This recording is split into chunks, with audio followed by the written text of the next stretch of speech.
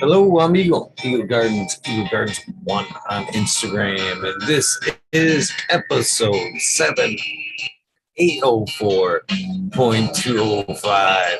And I just did the same fucking thing when I went to make out the title. Put a 7 in front of it. I don't know what it is. Apparently, I'm trying to fucking rewind some shit. Cheers, guys. This Chad all popped out, put into his right place. Neurosis and psychosis. Cheers to you, King Trooper Iceni, CJ Apple, C. Loud. Cheers to you, A-Nova. 20J5420, Detroit River Rat in the house. Guns and Joes. What y'all smoking on? I'm way behind. I need to start rolling something up myself. Way past due.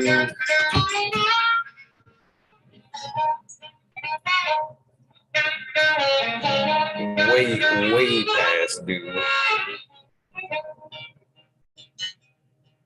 Smiley rolling in.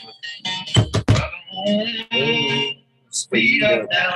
Gotta do a little doctor before I let Mr. Smiley in. You, the rest of my energy. Woo!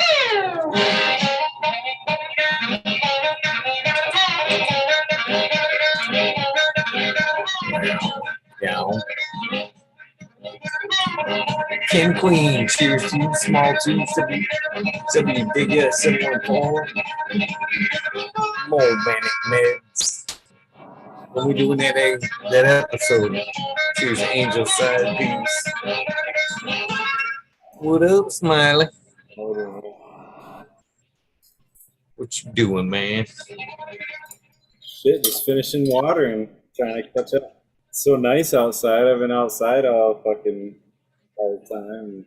Like, oh yeah, shit, I gotta water the indoor garden. Oh. Yeah, it is.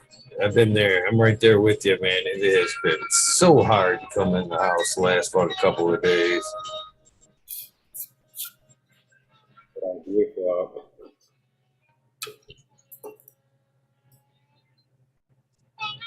Got my taters planted.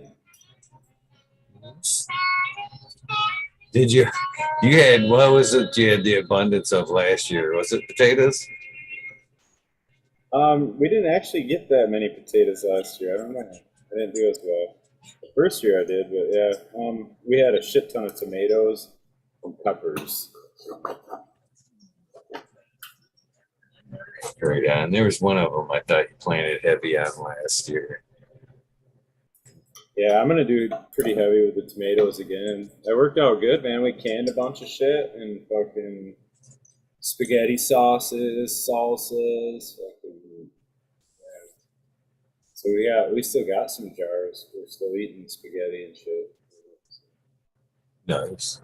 So what you're saying is you're going to have to widen the canning recipe a little bit to make up for some of the stuff that's already on the shelves, so you're not restocking the sauces or something like that. Something you may have enough to get you by. No, we'll probably restock them. I'm gonna have probably what plant, like, I think it was.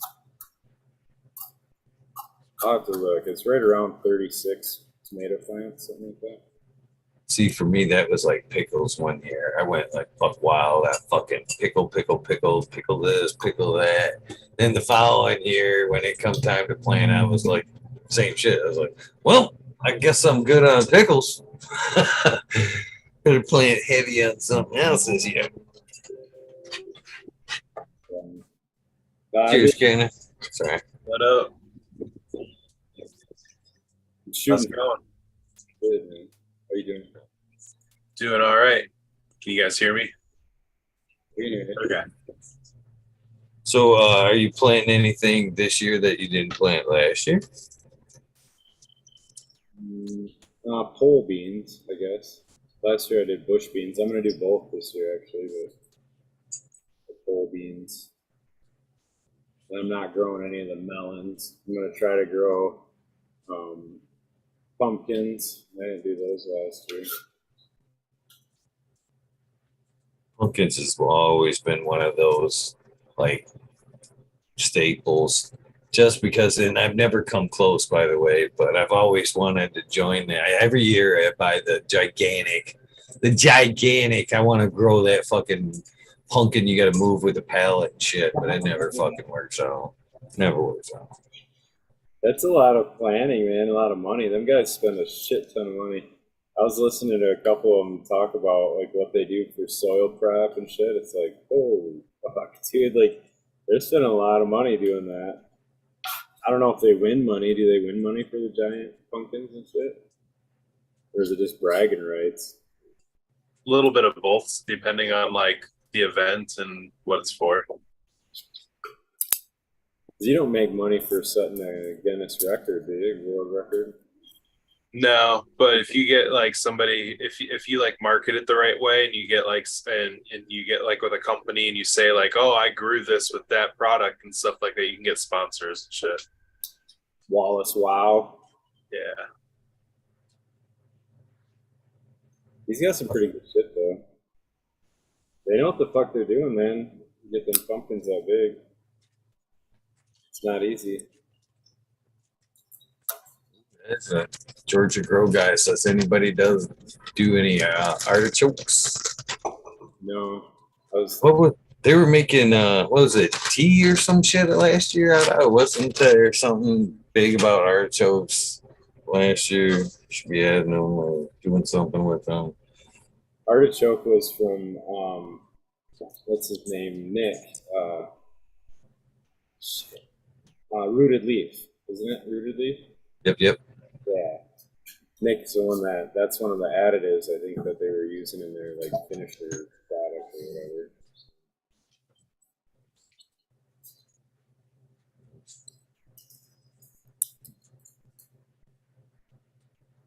So is there any type of things you can grow in the garden for that purpose, I guess? Kind of for adding for nutrients or brewing it into something. Comfrey, nettles, kale.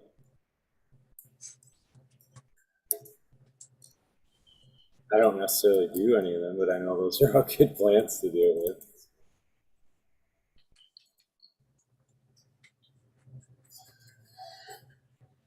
This would be technically like my first joint of the day. I took some couple quick puffs here and there, but I haven't sat down and fucking smoked a joint yet. No. Overdue. Long overdue. What you been doing all day? Working or what? I had to play handyman today. I was hanging some French doors, some other shit today. Another day of it tomorrow. It's funny because yesterday I was like out running and shit, and I'm like, oh yeah, I'm gonna do this tomorrow. Then I was like, oh fuck, I gotta work tomorrow. Shit.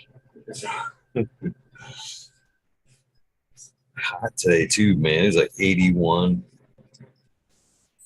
Something like that up here today. Beautiful weather.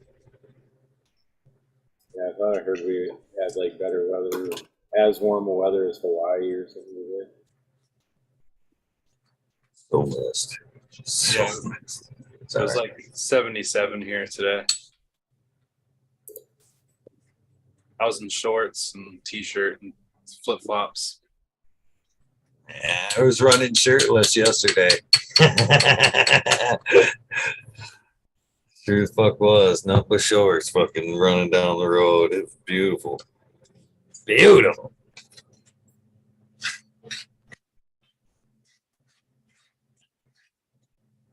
It's supposed to be nice all weekend long. I'm gonna get some more of that.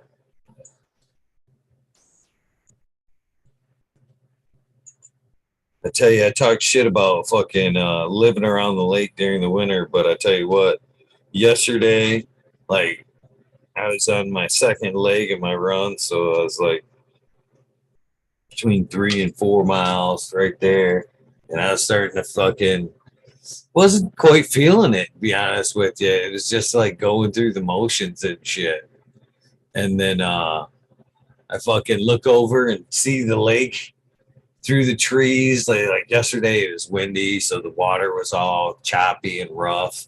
But I got that like wind off the lake and shit, and then the second half I'm like running around the lake, or you know what I mean. I can see the lake, and that like totally changed my tune, got me right up back into it. I'm like, man, that's beautiful. You know what I mean? Looking across the lake and shit. I'm like, yeah, that's nice right there. Totally snapped me out of that momentarily lull a little bit. You hit the runner's high yet, or what? Oh yeah, definitely hit that rider side before. Yeah. I think now that's part of it, really. You are addicted, huh? Isn't that? I heard that was like, what is it? What's the word? Endorphins, is it? Or doesn't sound right to me. I don't know, but I can tell you what, there's something to it. But man, when I'm hitting it, it's like close to asphyxiation there. Basically, when you run out of fucking breath, short on. So I'll cut it short until like where I'm like really like taking some shallow breaths, and I'm like just a little bit further, but I'm running out of the and shit. So when I stop, I'm literally like, you know what I mean? Just sucking in that air when I stop. Yeah. And I think that's part of it. That I like that weird in between when I'm like half in, half out. I don't know. It's weird. Early stages of heart attack feeling. Yeah, I'll start to worry if I start feeling a little numbness in the arm there, something like that. Yeah, be careful about that shit.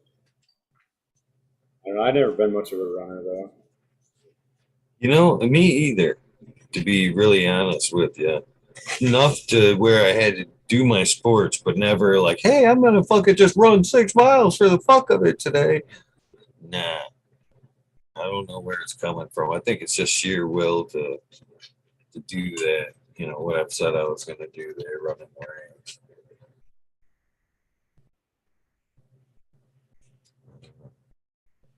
Either way, I think I am starting to like it. Yes. Getting my workout from moving wheelbarrows of soil and shit. It is work. Yeah, it's been pretty tiring, but I don't know. I enjoy it though, so it's fun. I like being out in the sun and getting all the beds straight, shit like that. I hear a dabber's cough. No, just a cough. No, she's fucking enjoying it with me. Nice. Background. I honestly was, I can't tell you how surprised, and that's genuinely surprised to see you with that like nice little bucket of dabbables the other day. Yeah, we got some at Hash Bash, some of the super booth. Yeah, and it's like, I don't know. I've been low on weed lately, so like rolling joints is kind of like work finding something really. I think it's just because like when we were dabbing, like everybody was dabbing, you were all like, yeah, you fuckers dabs. I like dabs. I don't know. It's a little cleaner for me with the dab straw thing. Like I like that because even if you got a hot tip on it, you can still kind of meter. You can meter the hit. You know what I mean? You're not just fucking trying to down a big ass glob somebody threw in the fucking like, banger or whatever for you. It's like you can just touch the tip to it, and that's you're good. You're good. You know. So I usually, I don't know. I feel like I got it kind of down now. I don't even hardly cough a ton and shit. So not as bad. Yeah, at least I'm not vaping all the time. Yeah, I like the straw myself. It is a good mediator of how much you can actually take. You are committed once you throw that shit in the skillet. If it's a big one or a little one, you're just in for it. Yeah. I was goating at Canna Trooper because he's vaping all the time, man. Yeah, it is kind of funny to see, some of the changes in us as we go along a little bit there, how we do change habits a little bit. I'm still quite used to like Canna spending 10 minutes waxing and polishing that rig before it takes that big old dab on the double element heating coils. Yeah, the constant temperature one would be sweet. That little deal you had that you plug in stays hot.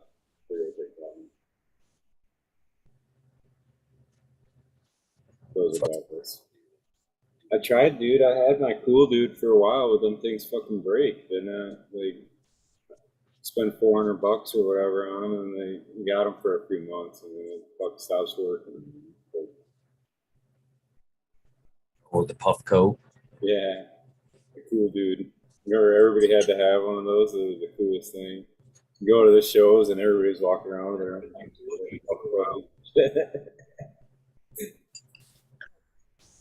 It's the cool dude, man. You weren't cool if you didn't have one. Kind of true, though. It's kind of true. I don't know about you guys, but my whole life I always had the off-brand shit. Like, the fake fucking guy riding the horse on the shirt and shit. Like, fake polos.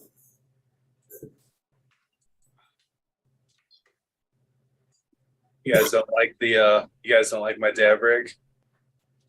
Yeah, we do. I just saying it's been a minute since we've seen you. No, I've just been taking a dab break for a while. Oh, you're a serious dabber when you've got the double coil and all that beautiful rig.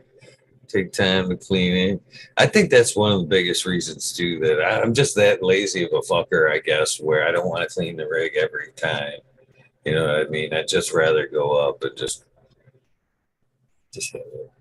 Well, that can be like the reason why I take some of the break. It's not that it's like too much work to do the whole thing, because I still have to like roll something, grind something up, or like pack it up in any other situation, and versus how many times I'd have to do that versus the high I get off of like one dab.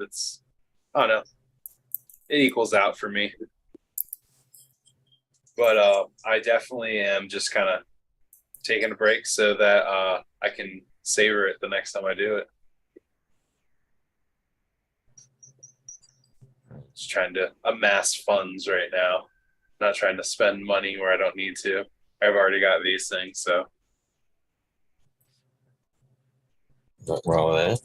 If that's what does it for you, then sure. Right? That thing all day long if I had one. Nobody knows it's not a like nicotine one or something. I'd be cheating that shit all the time.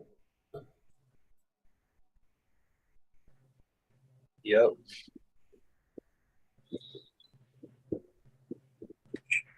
I stare at numbers all day long, man. I gotta have this. I tried it, and it was a few years ago now, but so it was early stages of the vape pens. Maybe they're different now, but I had to go on a work trip in the fucking, I don't know, it was down in Wichita, Kansas. We had to drive there, and there was like, they rented 2 vans and like fucking 6 in this van, 6 in that van type thing. So we were rolling down there, like nobody smoked, nobody nothing. I was like vaping, and they were all saying it smelled like weed though. They're like, you're making our van smell like weed and shit. That's funny. Like, you can't smell it. I can't smell it. They're like, yeah, because you're smoking it. I'm like, well, I don't know. It's a long trip, man. What do you expect? Are you going to stop or nothing? Like, Yeah, no, I had my boss ask me if this was what this was earlier, and I was like, oh yeah, it's nicotine. He's looked at me like nodded like good answer. that's That's funny. He starts trying to take a rip off it and shit. That would have been hilarious. I had a team leader in the military do that with mushroom tea. And I was like, what? And then the whole rest of the team started drinking the mushroom tea after he did it. It was just a domino effect after that. It was just like, oh, the big guy did it. We're all doing it now. That's funny. That was actually my first time doing mushrooms.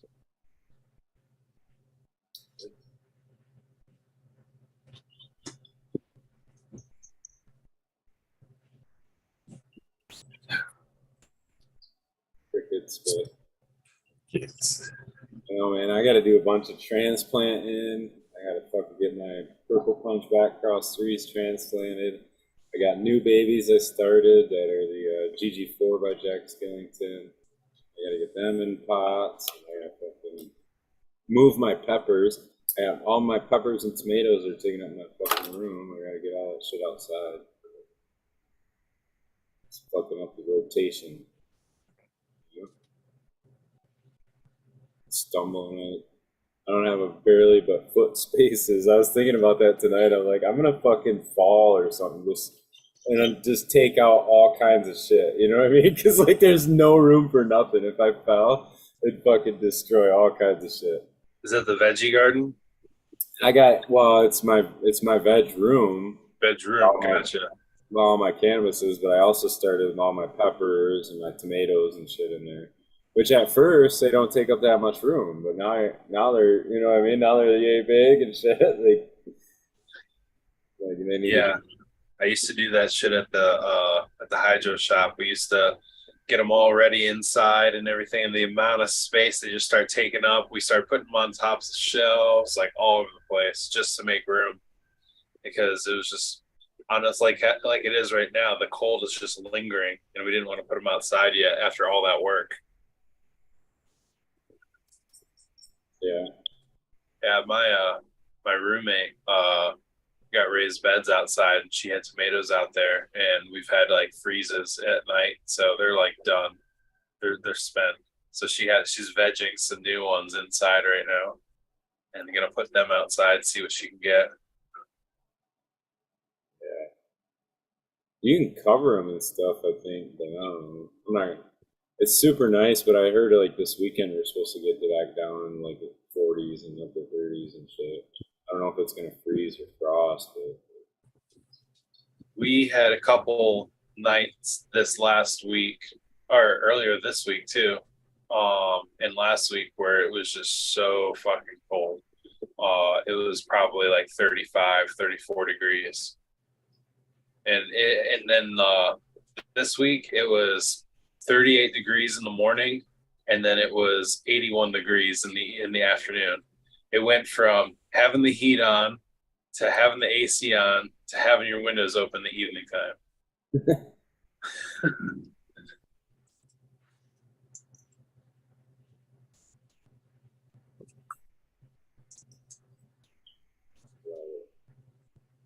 Started people chat day.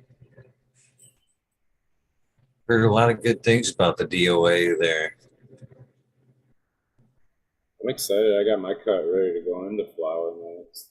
This round is on like day 49 or something, so I got a couple more weeks.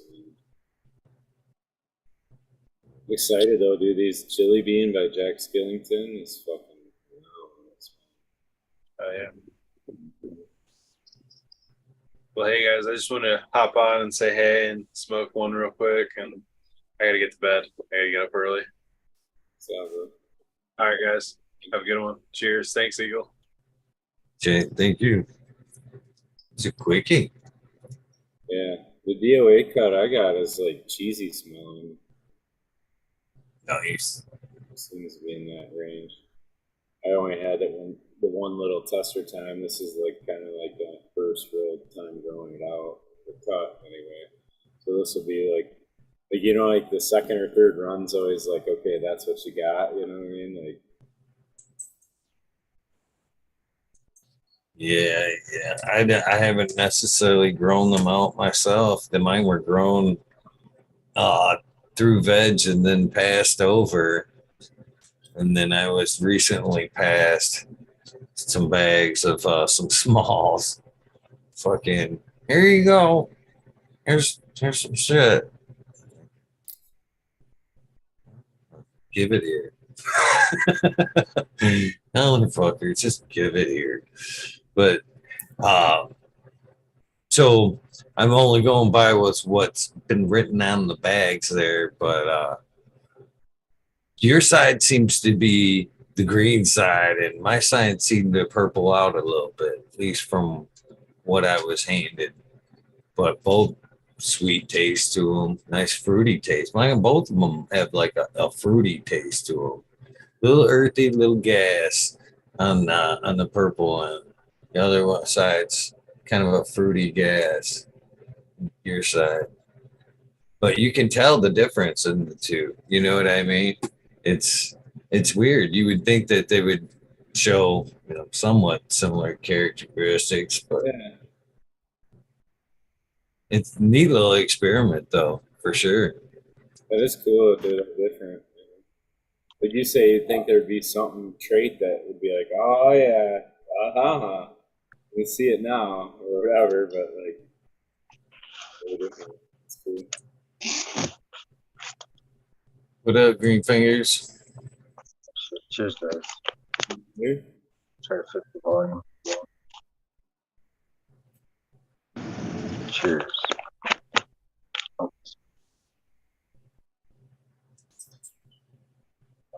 set it down. But you all coordinating looking good, man. Did you get out or something? What? You got like a date tonight or something? No, I'm fucking bumming today. I just finished doing some transplants outside. I wear white when I transplant, like a dumbass. I don't know why.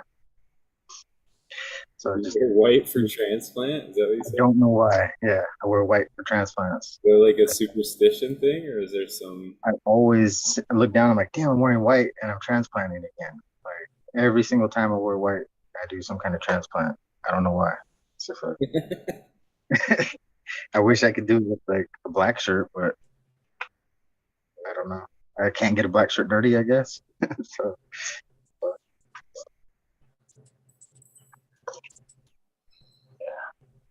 fuck, I can't break this weed up. My fingers hurt.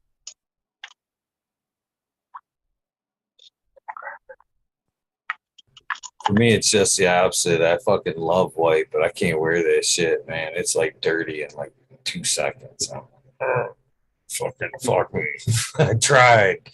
Oh, pretty clean today, huh? Huh. Man.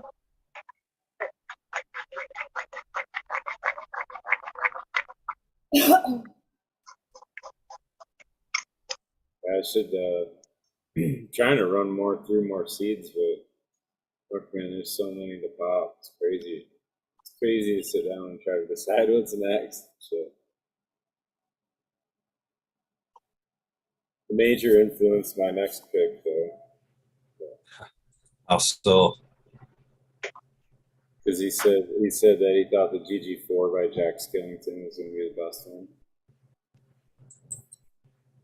And I know I haven't seen too many other people grow on that one yet, so I'm like, yeah, I'll pop that. Sounds pretty good.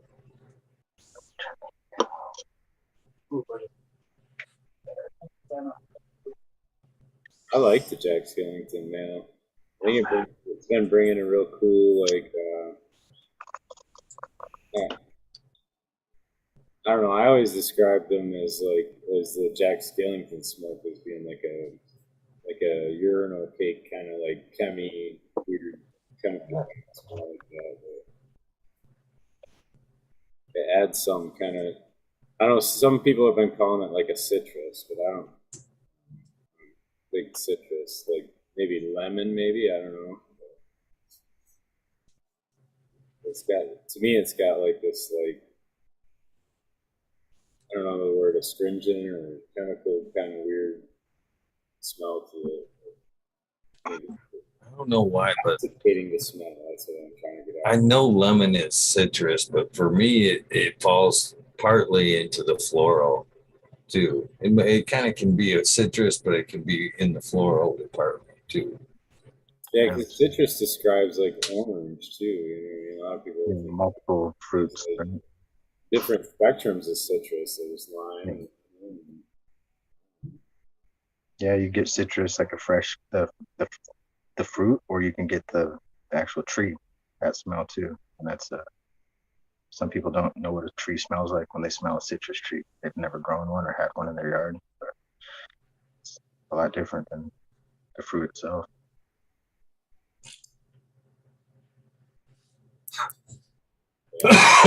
Major says it'll be in 20 to show the GG4 times Jack. You just said what? It'll be in 20 minutes to show you. Oh, badass. Right when I gotta jump off. That's awesome. Perfect time.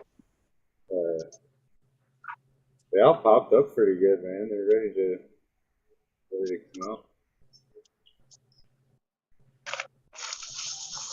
I feel like some of the guys like I've seen some of them I don't know, they'll have a whole tray of fucking seedlings and they just keep them in there forever. You know what I mean? Like I feel like mine don't last too good when they're just in the the little cup that they popped in or whatever, the little root riot shit.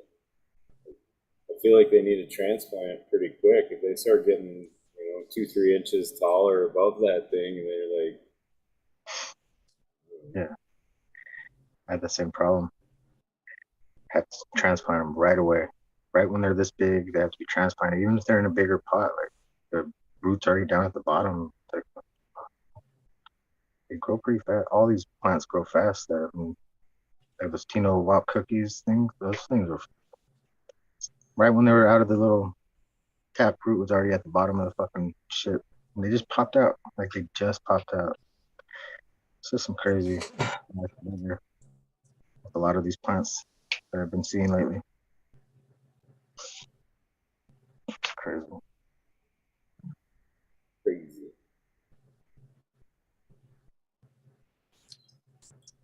How's your seedlings doing, Eagle? They're doing pretty good. They're ready for outside. They are ready for outdoors as far as I'm considered. Get them out and pop some new. Are you gonna try to do them in pots out there, or are you putting them in the ground? Or? I'll probably end up putting them in some tins. Put them out there so they can be moved around or whatever if need be. Hopefully that not be the case. I wasn't sure if you had to keep them mobile or you could get them a spot. We had a spot we could put them. No. They hopefully they'll be staying there. Well, yeah, they will be staying there. I talked to where they're going. Fully cool with me throwing them out there. So that's where they'll be. That's where they'll stay. Oh yeah. Are you gonna do it? Try to get them all super huge or what? We'll see. First time really putting something outdoors. We'll see how it goes. I'm making no claims just yet. They got a good healthy start to it, man. I don't know. Hopefully, They're gonna be big. yeah.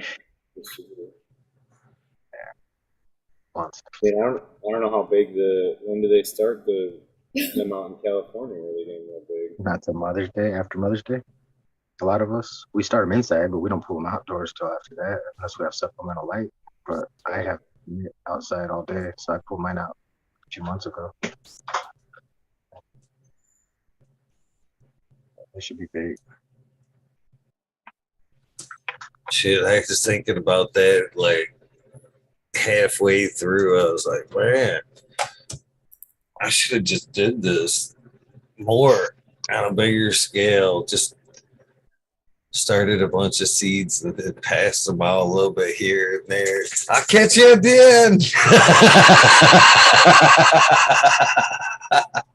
end.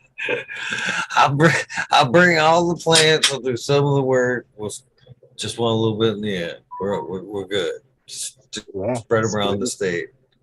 that would be awesome. It is fun, man. Like friend of ours, she just likes having a couple of them. Like she goes out and has her cup of coffee with them, and they sit by her porch, and she just likes having them there. And like I don't know, her mom came over and didn't realize that they were cannabis. They hadn't flowered or nothing yet, and she thought they were just a pretty like patio plant or whatever that she had. So I don't know. I had a friend of mine that fucking grew some every year on a main road in his front yard, right in front of pretty much God and everybody. All he did was like he had an upper balcony and he grew hops too. So he would string the hops back and forth across the patio, and then the cannabis plants were right behind the hops. And nobody ever said or seen shit. Or maybe they did see, but nobody ever fucked with it or said shit. No. That was I never did it, but that was what I always remember hearing. And like when I was in high school, the guys would do in the cornfields. It grows at a similar rate to corn, and if you plant it, you can plant it in a certain area and like irrigate it for you and shit, and then you just make sure you get it out of there before the guy comes through with his combine. Reminds me of the movie Rolling Kansas. And they took all their crop out and they were all baled up inside the hay and they couldn't find it. It's like, where's everything at? There's hay everywhere. It's like, fuck. Now they can fly drones over and shit and find it. Like, Oh, that sucks. Oh, technology. It was that same cat you talking about hay, but in a different way. It was that same cat that I seen grow plants in hay bales. Just threw some plants in hay bales. It's a way that they started regenerating like areas you can't grow in, like to be able to grow. You grow into the hay bales, and then like out here in the desert, they've been doing that. I noticed a few people out here. yeah, they add compost to it. Right? They're just sticking the hay bales in piles and then like planting in the middle of them, like just square hay bale hook, and then plant directly into the hay bale. It's like crazy. Guess they're putting some medium in the middle of it. They have to be. I have to look it up more, but Yeah, I don't know. new thing everybody's doing. Seen it on YouTube a lot lately. The ads. You can feed. It is pulling out some shit out of the hay bales, but not much. It's fucking, you're providing the nutrients, just more or less like a medium, like cocoa kind of thing. It's just holding the roots. Not Right. to get technical, but are you talking about hay or are you talking about straw? It just says hay bales and bales of hay, so I don't know. Because like the hay has like part of the grain still there, where the straw, like exactly the bottom part of the stalk with no minimal grain or anything on it. Yeah, there's a difference, right? Like, And then what's the other one's alfalfa, right? So because you could, they didn't say they were using alfalfa either. So yeah, I'll have to look into it. I'd want to try it too because I need some beds to be made up there. So. I thought they did something where they had it like the one I saw. I thought they put like in the center they put like a soil or in the compost, and then I think that's the threw same in thing. that where the straw was like helping with the moisture control, and the roots could grow to it. So it was like a planter, right? Like yeah, hay. Yeah, that's what I thought. Something like that. I don't know. Maybe somebody try it. It could be like You're a hydro. You try it. Get some hay out there. It should be like a hydro. Hay bales are all around you, aren't they? Like, they just brought out a couple more thousand. Good call on that, John. It's calling out a happy birthday to Buddy Kilowatts. It is Thursday, his birthday. Cheers, buddy. Happy 6-0. That's big.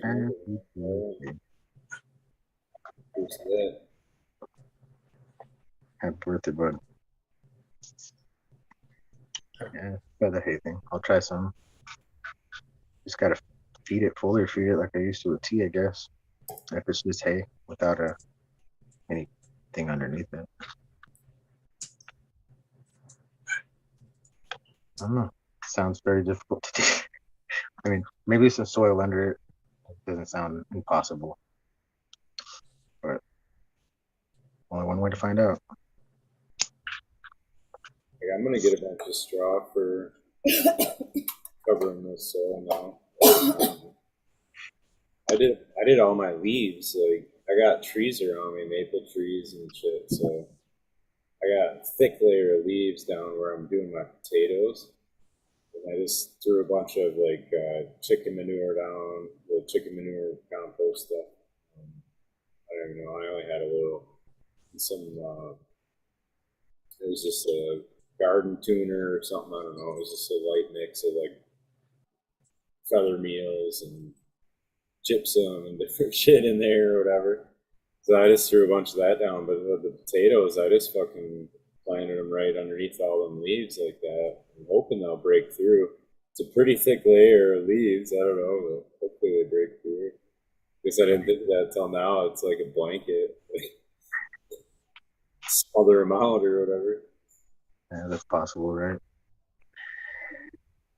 It's pretty sandy soil, so like we're trying to get more organic matter built up in it. So like, I don't think I could be able to do it every year because I had probably across the one little garden area that I did it was, I don't know, they were probably 8 inches deep when it started. And then it gets matted down and it's still like this thick, but it's all fucking compressed down leaves. So I was trying to dig through that, planting the potatoes, realizing that, like, oh shit. Pretty resilient. I think they might pop through. I was hoping it'd knock weeds down and be a part to remineralize the soil or whatever. Yeah. I had to add the chicken manure earlier to try to help it compost a little better. Yeah, that's what I was thinking anyway. Or get a little nitrogen on there. Good idea. Where are you sourcing the chicken poop from? I just grab it from the fleet store or whatever, the garden Oh yeah. tractor supply place. It was just a bag I had from the year before. It does pretty good on the veggies and shit. I don't know. Dude, it's really good. Chicken shit and steer manure. I shouldn't use the steer, but I use both out there.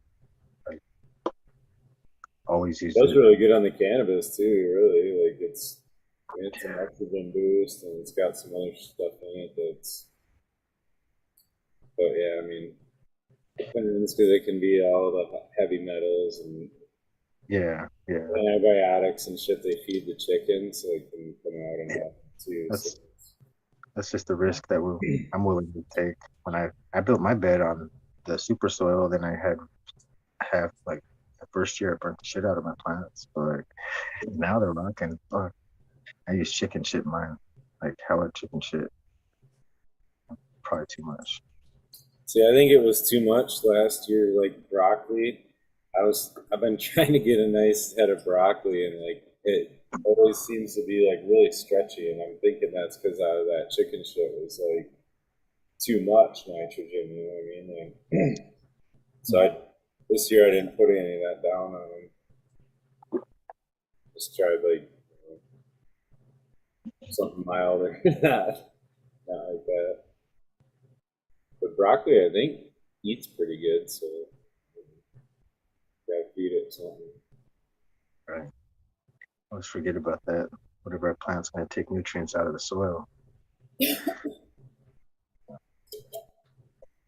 Broccoli's good. I love fresh broccoli.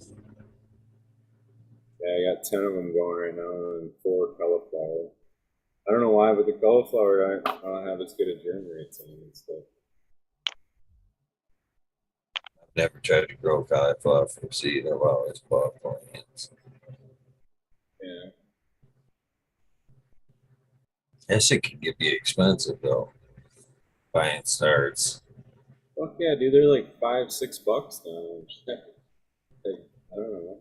You go there and spend $70 or whatever. It's like, oh shit. Shit, the last time I checked though, they were raising the price on seeds pretty good too. Which one? Because on mine was the same dollars, same $1.70, $1.50, $1.30 for my little packs. But I go to Lowe's, so I can't. It's not like You still got Lowe's over there? yeah. It's 2 hours away, but there's a Lowe's. It's better than Most a of Home them out Depot. in Michigan. The Home Depot don't have the chicken shit or the chicken manure. So sometimes you got to go to Lowe's to get that. Not my cards.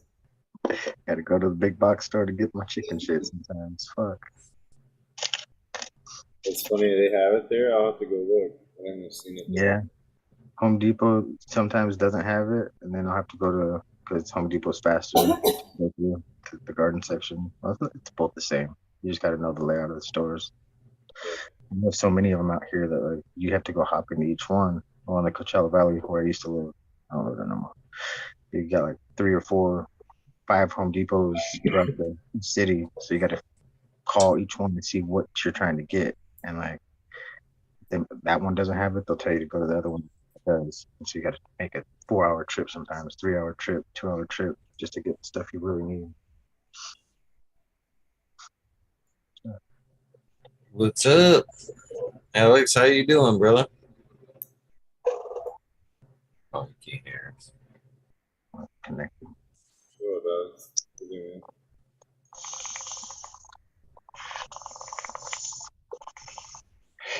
I gotta get my dog. Still connecting. Now I hear y'all. There we go. Cheers. Hey everyone, how you doing? How you doing? It's almost tax day. What is it? Almost tax day. Oh, right. 15, yeah, no shit. I just spent several minutes trying to figure out how to get dialed in here, and so I don't even know where your conversation was. Sorry.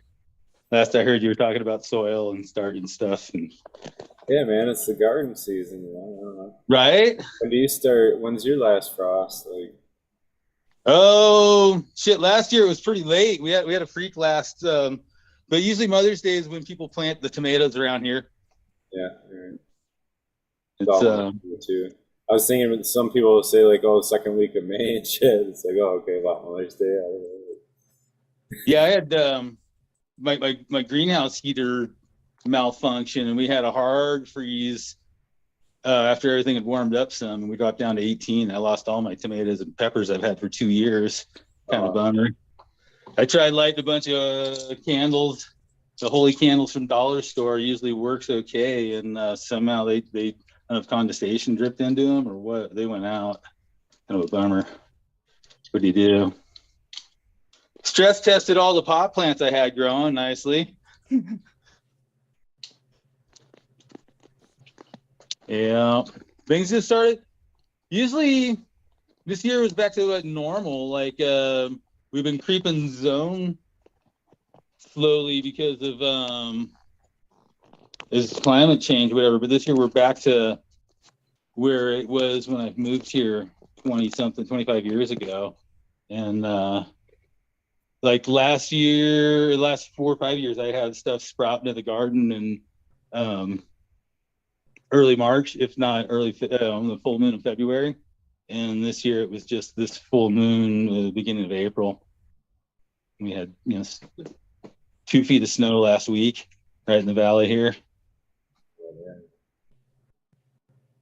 Kind of crazy. And then it was 81 degrees 2 days ago, and snowing yesterday, and Yeah. springtime in the Rockies. I could pass a couple of winters and it wouldn't hurt my feelings. Oh, this is a tough one for me, being the best ski season in anyone's known memory. And with this whole trying to take a job and overworking and getting booted, and they shut my ski pass off, and I'm sitting here watching the best ski season ever, just like, this sucks. I couldn't even go hiking because my hands all fucked up, and you got to use poles to hike. I don't use them to ski down, but that's what it is. So what do you do? What do you got going outdoors this year? You know, I'm not sure. I haven't given a whole lot of thought. I'm really concentrating on, like, I have in the greenhouse, I've got Breath of Green Dragon, like 200 or more that I'm sifting through, and I've just called off the males, or most of the males. I'm down to like 10. I think I have like 4 selected already, but there's like 10 sitting there that I haven't killed yet out of like, I don't know, 75, 80. I got Breath of Purple Dragons going in like F4 round right now in veg. I've got plant. The next one they're going to plant is the Turquoise Dragon F4 round, and the Red Dragon F4 round. But I have, so I don't know how to fucking turn this thing around here. Let's see if I don't even know if it turns around when I. No. I had this before. So what do you think really lies behind the legend of the dragon? Like all these different cultures and all these different places around the world have stories of these dragons and, you know, what we call mythical beasts. But what do you think was behind it? Do you think there were actual like dinosaurs?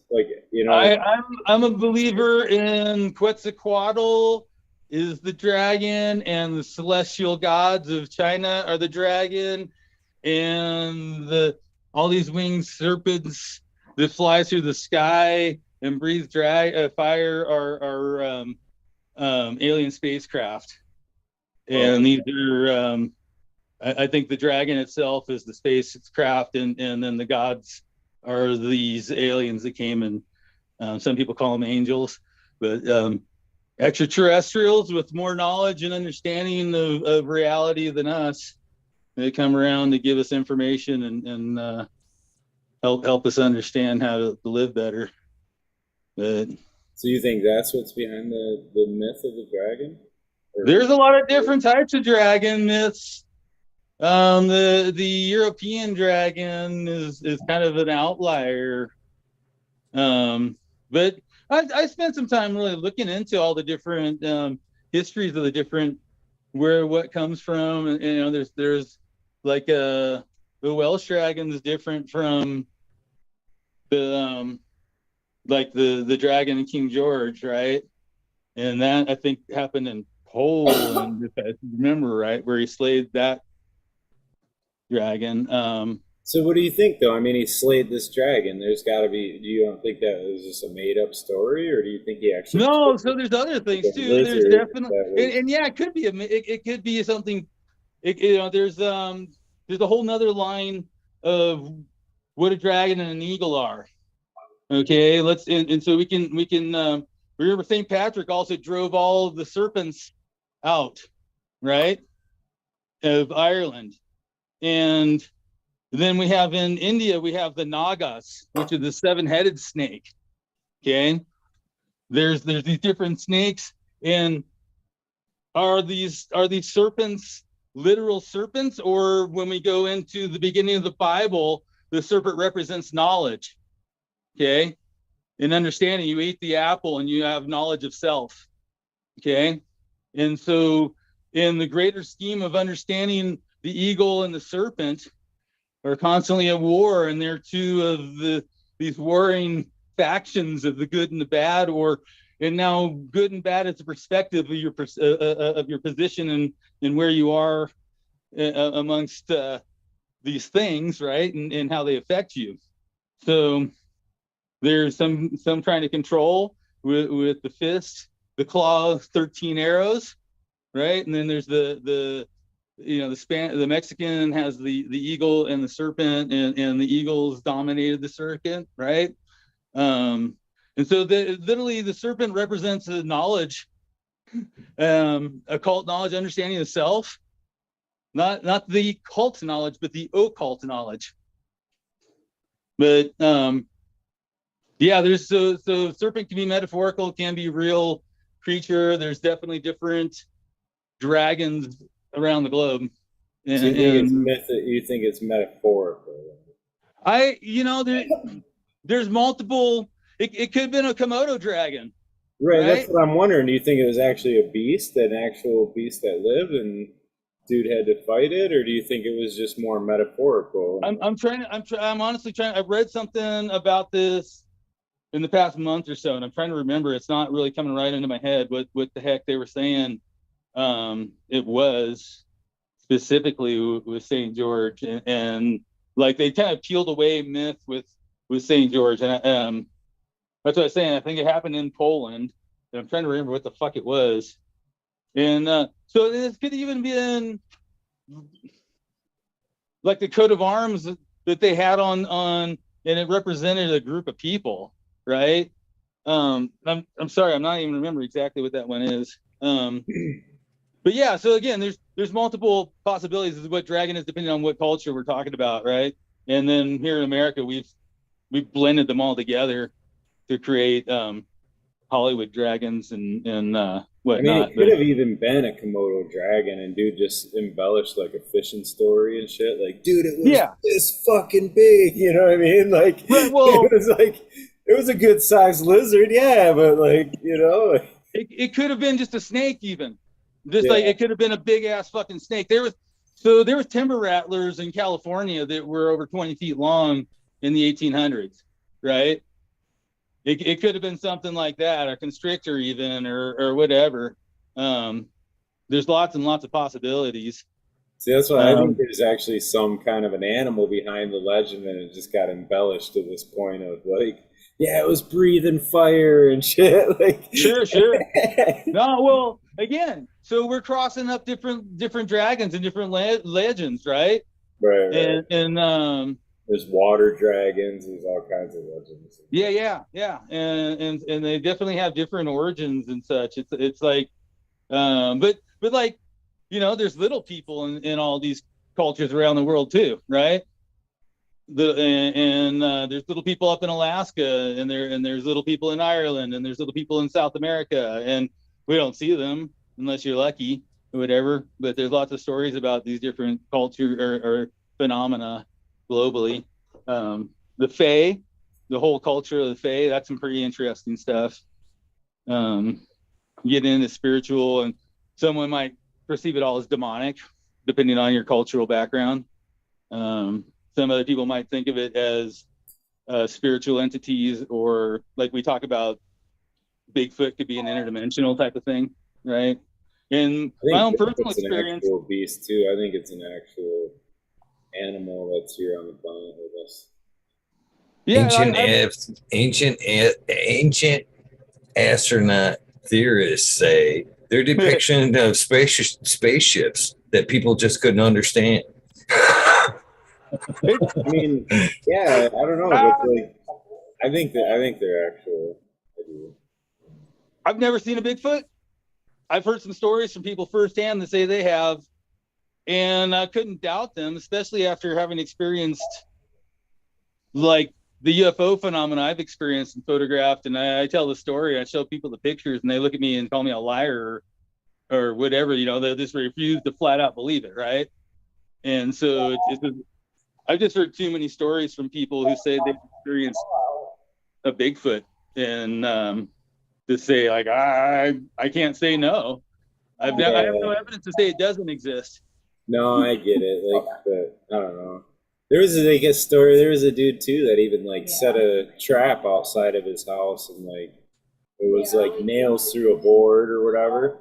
Right. Like, coming up to his house, and the next day there was this fucking footprint on that board, all bloody, and like bloody footprints. Like it fucking stomped on that thing. And it's on a remote. It like howl too or whatever, and then they tested that DNA, and it was like nothing they had seen before or whatever. Came back unconclusive, humanoid primate type of thing. That was in a remote lake up in Canada someplace. I know that I don't want to call it a story.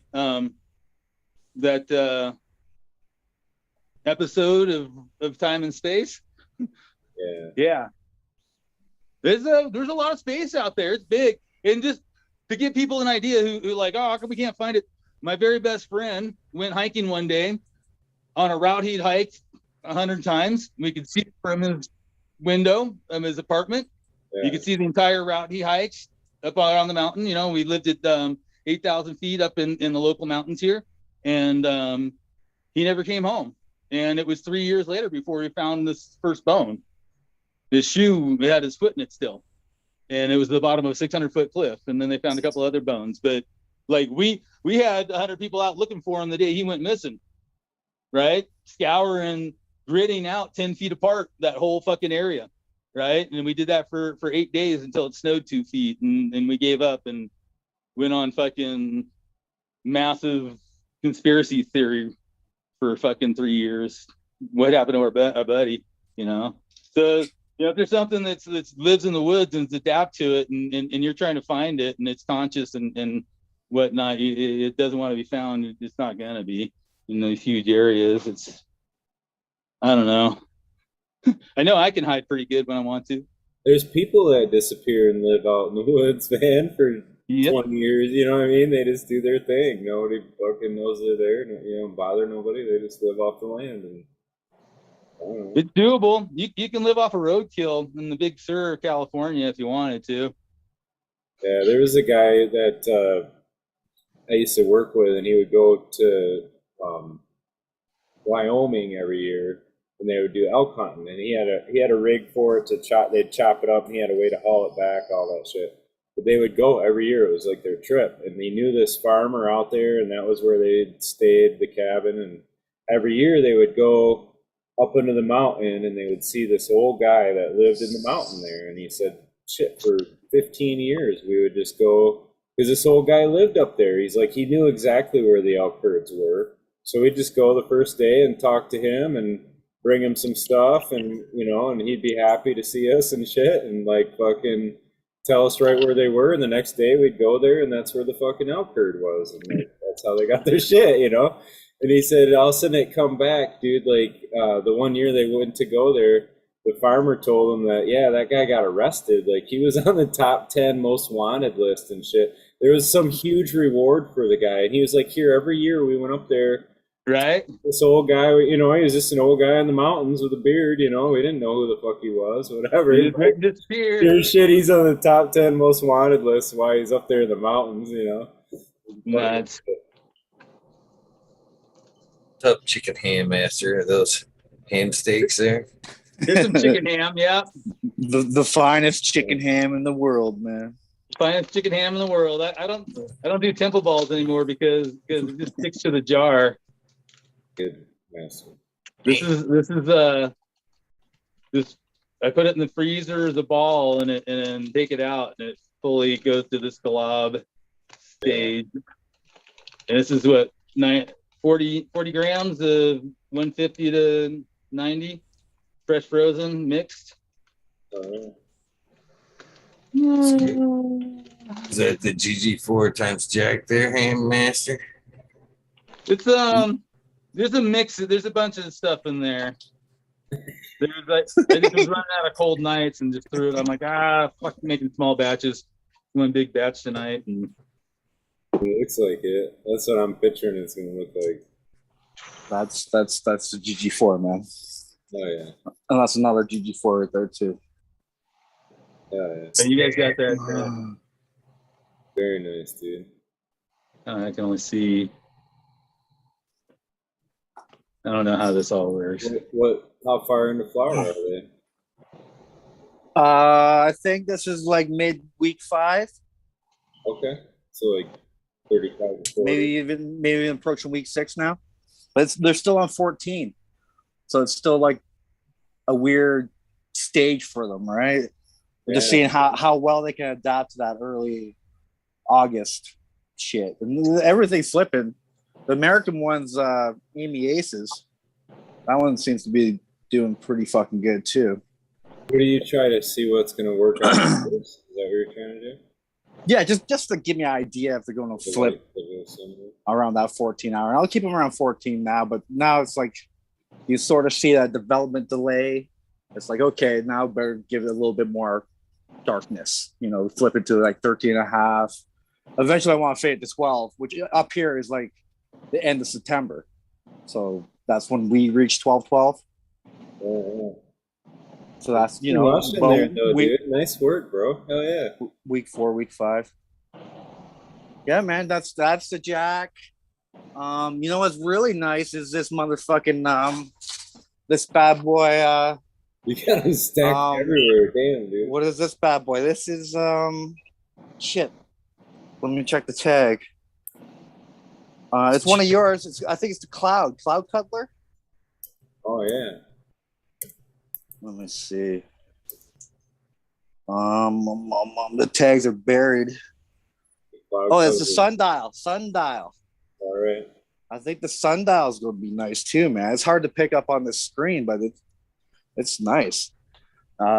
This is the raspberries, a little leafy, but not too bad. It's going to stack up a bit better for sure, I think.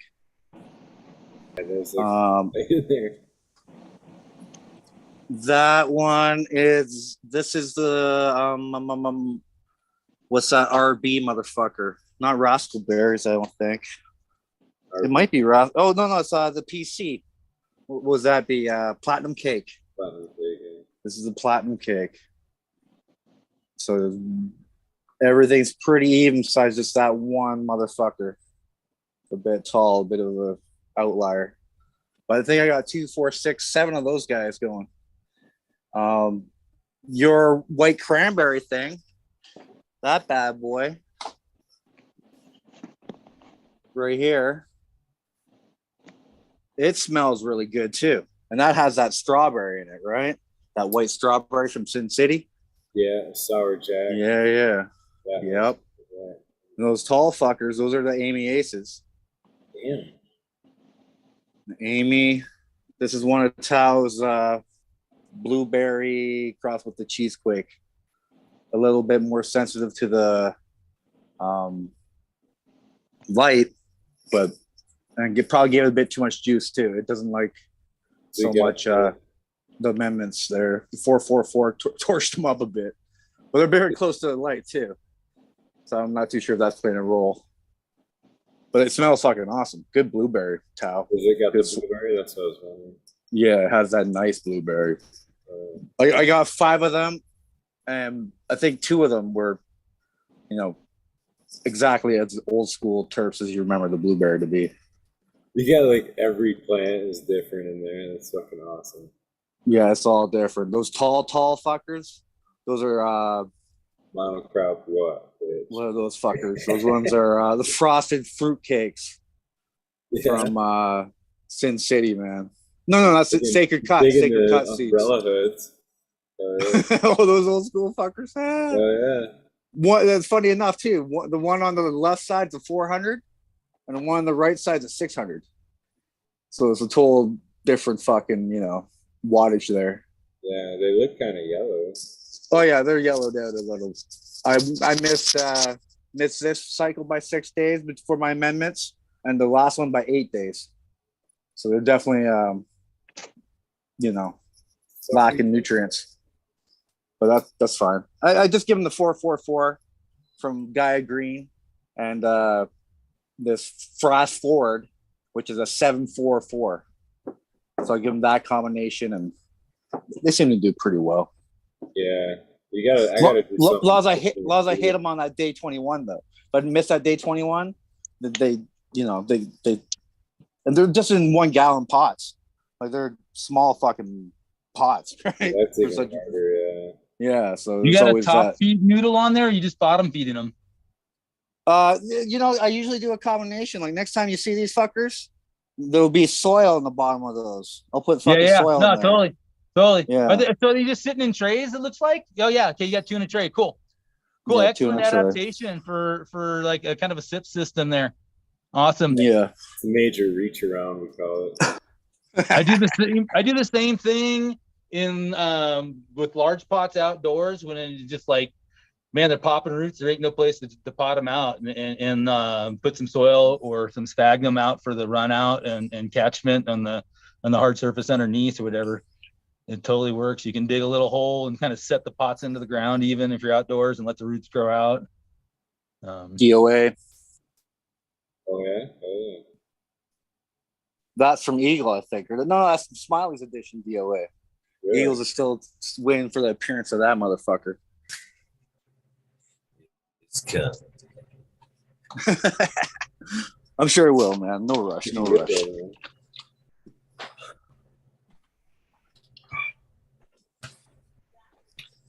Chicken ham, man. Chicken ham. What's with the chicken ham, Eva? What's up with that? Fuck, I I don't Googled- know. I Yeah, Googled, exactly. Tell us what it is, man. Yeah, like I don't get it. I don't get it. this You is weren't what, here. You weren't here when that came up, huh? Eagle asked us all what chicken ham is because he's found it in a recipe. I see it as yeah, I Googled fucking, chicken ham. I Googled what the other day, what the BMT meant for Subway. And this is what I got chicken. right here. I'll read it to you first. It says, biggest, meatiest, tastiest is what it supposedly means. Old world favorite sandwich. This is supposed to be Subway. And I found out why later. It's made up of beef salami, pepperoni, beef pepperoni, and chicken ham. Chicken ham, right there. Boom. Yeah. See, a lot of people would take that as chicken and ham. Oh, there's no comma or I and get it. there. No, I get it. And chicken ham is a thing, though, right? So it's like a cold cut, like you can get.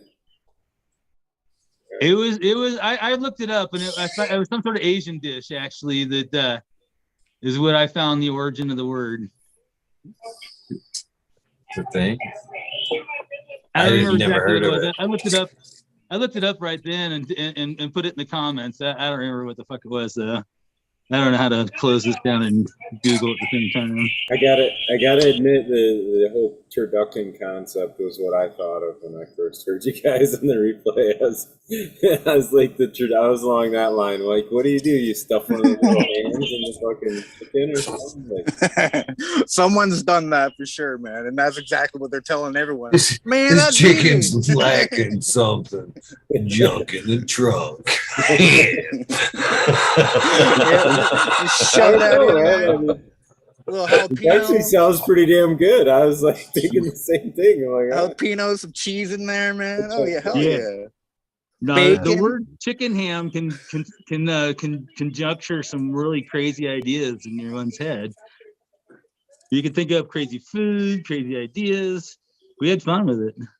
it makes sense though that it's like all the chicken parts made into like a ham ball that they can slice cold cuts. Oh, I think it was okay. I remember. Why it not was, just say sliced chicken at that point? Why are we, Because why are we calling maybe it ham? maybe it's parts of the pig too. It was. I remember exactly what it was. It was how they cooked the breast, super tender, juicy.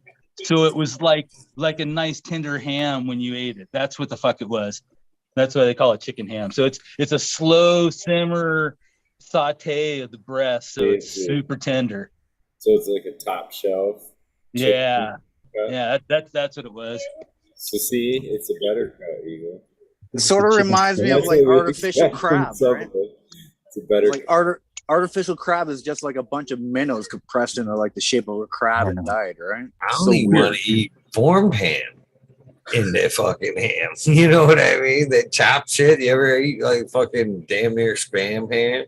I was gonna say, what is spam? Like spam's all those like parts. Same as chicken, pork, and other Spam? products. Yeah, that's war food. That's literally World War II leftover pig and turn it into food. That's what spam is.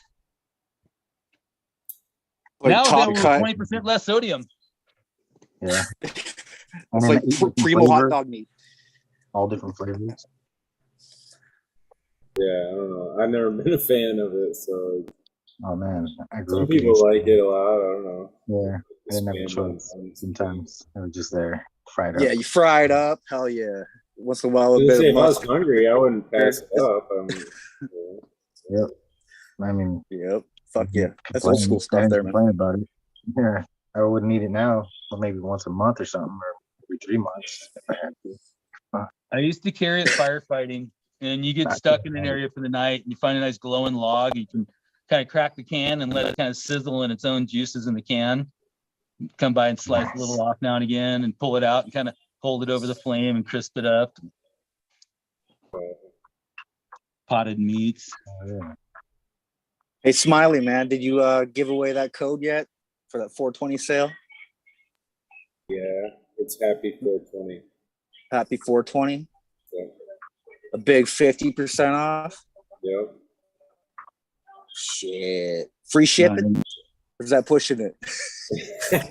Only Canadian customers get What free is it? shipping. It was only US and yesterday. Oh, fuck. I got a killer sale going, guys. If you want to hear a killer sale, this is double your money sale. And unfortunately, it's stateside only, but it's Yes. I'm doing a thing where I'm going to do 5 packs for 125. But here it gets even better is if you go and buy 6 bars of 6 ounces of silver and you keep 3 of them and you send me 3, you're going to get the 5 packs of seeds. This is the tax day 420 super double your money, start investing for yourself incentive sale. So you don't want money, you want silver. I'll take money, but what I want is people to buy silver. You send half, keep half, and I'll give you seeds for the full value, incentivizing people to start investing in themselves, growing their own wealth. And it's a win-win situation all around. Yeah, no, and I got volume. If someone's stacking, they can go ahead and send me some stack of some larger if you already got it, or we can do volume. But I've got ton of seeds sitting around, and I don't know why wouldn't somebody pick that one up even. And so like first time small deal, I'll do, you buy 2 ounces, send me 1, and I'll send you actually 2 packs. I always send a freebie. So you can't lose, and you know, you can get more if you want too. There's, you know, but silver's going up right now, and it can potentially go up to 150 and still inflation adjusted not even be as high as it was in 1980. It's historically supposed to be what, 75 to 1 to gold. It's not close now. No, we've been about 80 to gold right now, so we're not that far off. But so I think What is silver used for though? Like, is there a use for, like, gold has uses, right? Like, silver's got as many uses or more. Totally production is mostly consumed through electronics, jewelry is a huge one. boards and shit. What's that? They use it in like boards, like microchips and shit. Oh yeah. You know, it's in so many industrial uses, and it's but like right now there's a massive shortage both for physical silver for people to pick it up, whatever.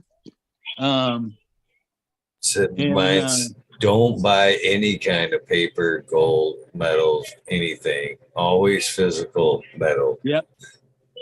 Yeah, unless you're picking up a 1,000-ounce contract if it's a future, and then you get delivery when or you can take your money when the contract's up. But that's you're doing one month to year and a half contracts on those. And that's what the actual spot price you see is.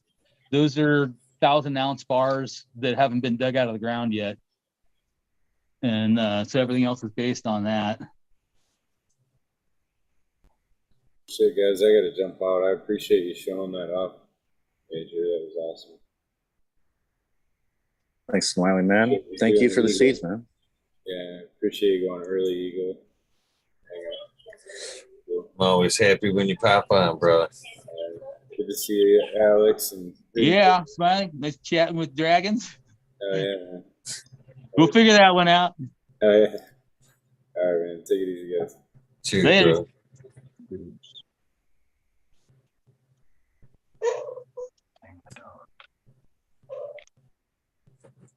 Yeah, silver is definitely a there's a shortage there that they don't want people to know about. There's more paper asset in silver than there actual silver, I believe. It's, it's way on the shortage, I believe, is way underrated. At some point, there's going to be a big spike in silver. Yeah. No, it's definitely, well, part of it's panic, right? So March 20th, less than a month ago, it was $20 an ounce on a 1 year low. And it's been climbing every day since. There hasn't been a lost day since then, 25 days straight. And Topped out in 12 at what, 35? Something like that. yeah, and like I really wish I was paying attention, but I didn't really have any money in 19 when everything crashed. It dropped down to like under, I think it was $8 an ounce or something for about a month. I don't remember that. I would definitely stocked up. I collected silver for quite some time. Yeah, there was a short period in the first week of March where the entire stock market collapsed, right? And it was under $10 an ounce for at least a week. I missed it completely. I just was looking back at the charts and saw it like, wow, that's interesting.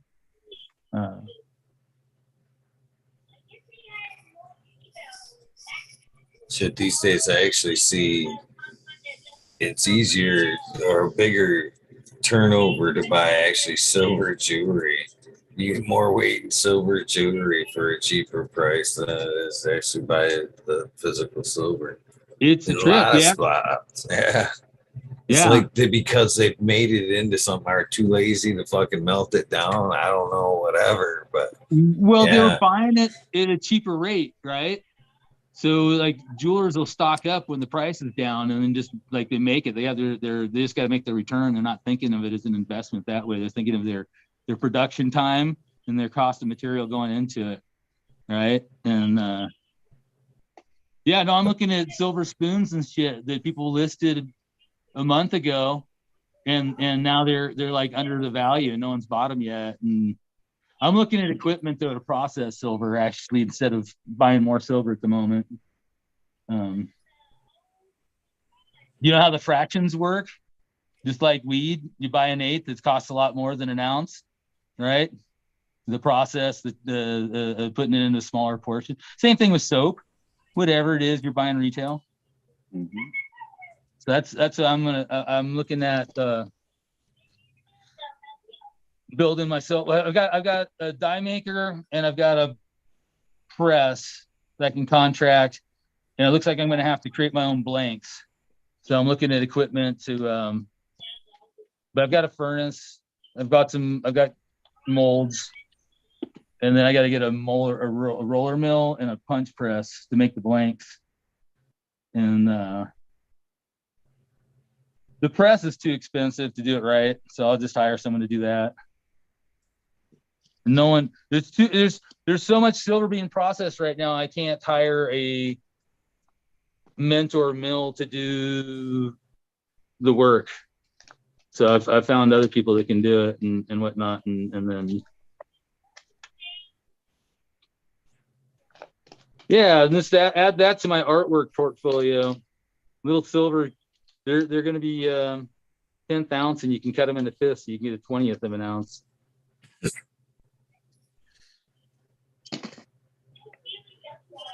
I've seen some cool shit on fucking Instagram where they were working with silver. I've seen some cool shit with silver, but I've seen a lot of the cool shit with like aluminum, melting it up and like filling it in the grains of the wood, bad spots of the wood, cracks and shit. Right.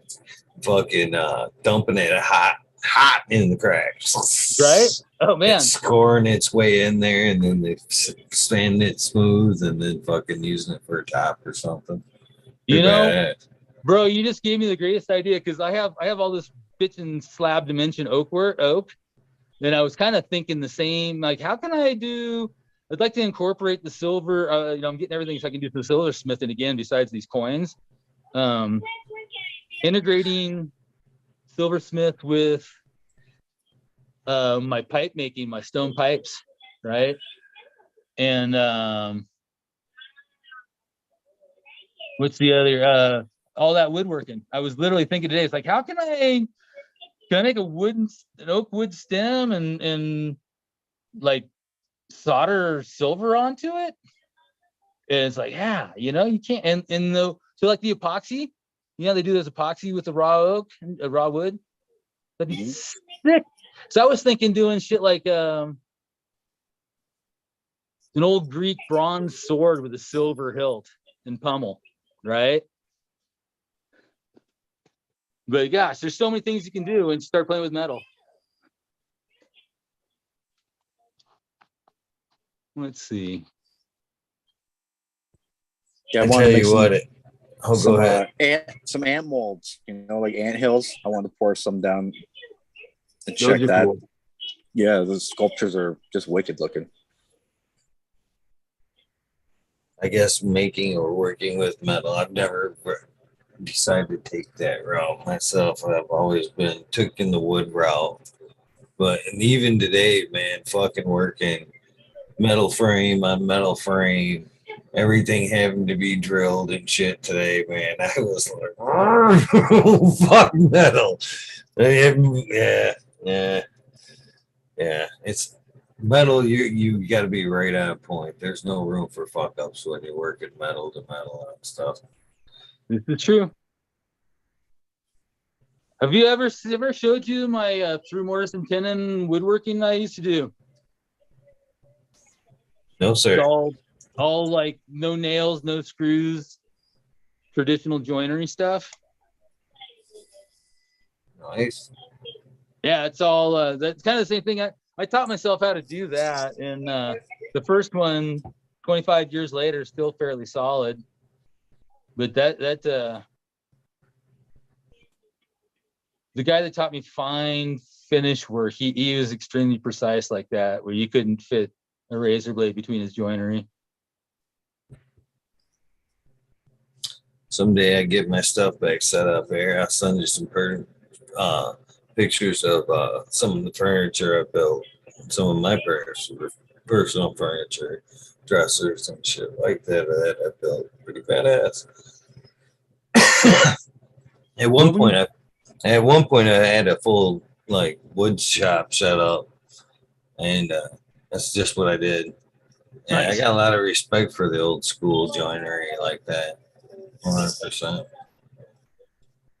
I saw something today. It was they were taking apart a 100-year-old Japanese cedar frame house, no nails, no screws, and the thing was all these through mortise and tenons and internal tusks inside the joint and stuff. It was fucking amazing. And that stuff's earthquake proof, right? There's some more and more that's making a small comeback. That type of framing right there. Right. You got to have someone that can afford you to do it, though. Afford to pay you to do it.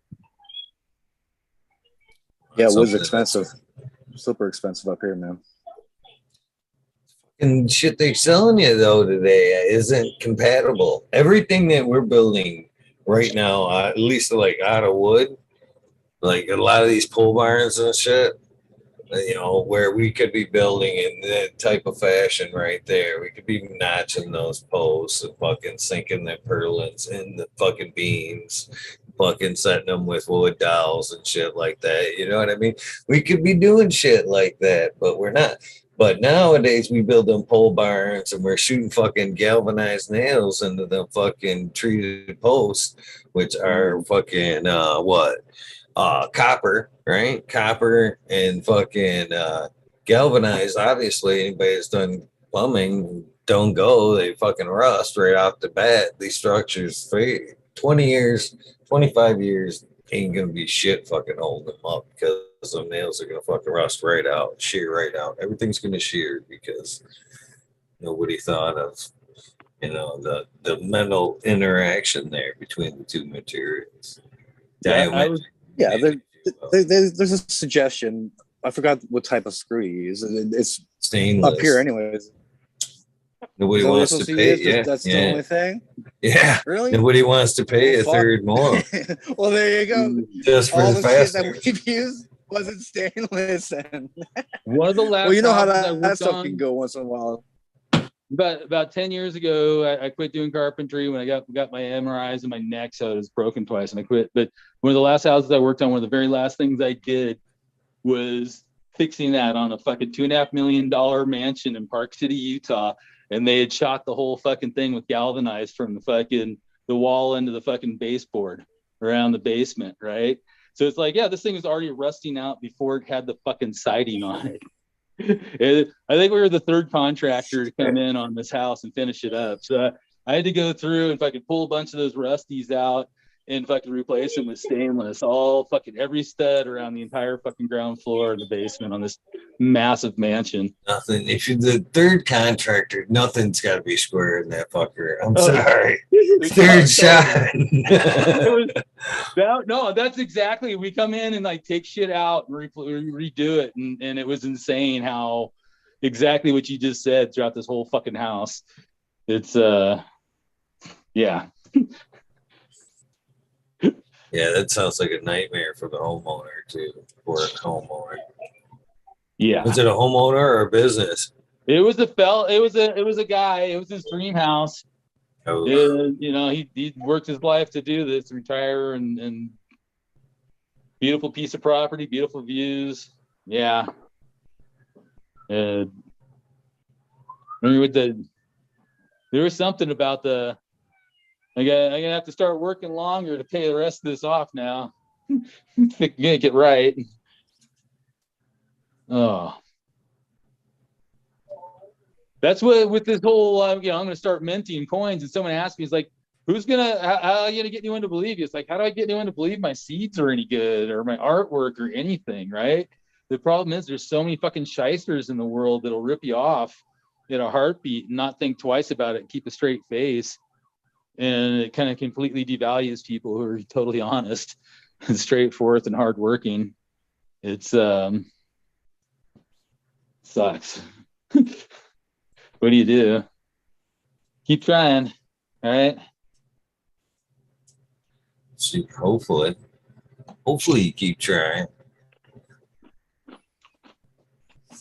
Just give up like the rest of us.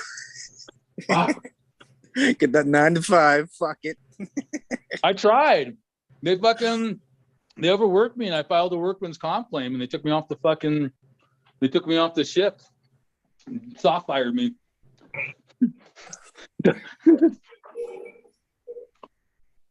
Yeah. What do you do? Start a mint. Make your own money.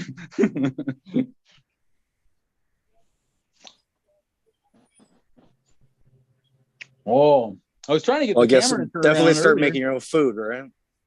You know, I do that. I've done that, and I'm at the point now. It's like, fuck, I can't work that hard. I gotta find something that's easier to make the money and buy the food. It's or inspire my daughter to her boyfriend to come over and start gardening. She's starting to feel the effects of fuck. Food's expensive. Food's really expensive. Good food's even more expensive. Mm-hmm. Fuck yeah. I've been trying to eat a little bit more healthy lately. I'd say it ain't that bad. Depends on what you want to eat, I guess. I found a great deal at Costco, and there wasn't there for like 9 months. Whatever. It's like and I know it's a processed food, but fuck, it's a bird's eye garlic chicken with broccoli, carrots, and corn and pasta. And it's $10, and I can get like 8 or 10 meals out of the bag. And you can throw extra veggies in and mix it up, or throw some ice in and mix it rice up. But basically, getting you $1 for a fucking square meal is kind of fucking huge these days, even if it's not a perfect organic one. Good. That's about the bottom end. You know, it's really good. Big pot of pinto beans or black beans or anasazi beans, and another big fucking pot of rice. And every time you open that thing up, you just fucking bring it to a steam boil and put the lid back on it so it vacuum seals itself and it stays sterile. And that's all the protein you need right there: beans and rice, tortilla and cheese. I bet, man. You find some alone time with that bean recipe, though. You know, you cook your beans, you throw a carrot in, and you don't tend to have the gas issues. And I learned that from the lady that cleaned and cooked for us when we were little kids. She would. I got the same cast iron pan she cooked our beans in when I was a little kid. And she'd fry a slice of bacon in it, and then she'd put the beans in and cover them with water and get them to a boil and slice a carrot over it, and just let that simmer down. Yeah, that takes care of that for whatever reason. The protein issue, the carrot seems to be the ticket. Stop the flatulence. I do like a good bean soup, though. Bean soup is good. We've been eating probably too much fucking tofu. I don't know if tofu is so bad though. That's probably not the best. Yet to try the tofu myself. I just that's you haven't gone down that road. No. There's just something about like again, like that's like the chicken hand for me. You know what I mean? It's like damn it, if I want something, if I want ham, I'm gonna eat fucking ham, goddamn. It's just fucking it's almost like ham. Taste like ham. You know, why make my tofu taste like beef? Why make the tofu taste like chicken? It's not. Don't try and eat a tofurkey or a tofu dog. Eat like smoked tofu. It's fucking good. I stopped eating it when I moved to Utah because there wasn't here. It's here now, but there's some amazing fermented bean curds out there. I'm just saying, you know, I probably won't willingly try, but you never know. Somebody could slide me some tofu, some bullshit one day, and coconut. I might love it. They might be like, good. Rice, curry, tofu. And that bitch. A little bit of ginseng. Woo, buddy. Oh, yeah. It adapts flavor really well. It can absorb flavors, right? So you can throw it in some spicy shit. Get spicy, man. Some sesame seed oil. It adapts flavor really well. And the texture, well, that's up to you. You can get firm, soft, a whole bunch of shit. You can fry it up. Get little crispy cubes on rice, man. Shit. And the thing is, it's only like $2 for like a whole package that can feed your family. You know, like I started putting it in my stir fries and replacing, or my Thai foods, my spicy Thai soups and stuff, and replacing all my shrimp with it. And you just the protein in you know, I love shrimp, but the whole shrimping business, and it got expensive, and you know, I haven't eaten in years really as a regular thing. When I was younger, I did quite a bit. It was available. Like I said, I've been staying away from seafood myself. Seafood's off my list now lately. This is like clams and oysters and all that shit, but I don't know. She's good. She's off my list now. Filtering that nasty water. Shit. I've got a little stash of free fukushima, halibut, and salmon. I just kind of portion it out every couple months. It's probably worth a fortune right now. Awesome. Well, they have all the warnings up here at M&R this time of year. It's like fishing season, and they give out your new regulations, and you check it out. You're like, well, fuck, now I'm only allowed 2 fish for like every 3 months now. It's not like a fish a month. It's like they're switching shit up. Shit's getting even worse, but they don't want to mention that. Fish is pretty toxic here in Utah, in a lot of places.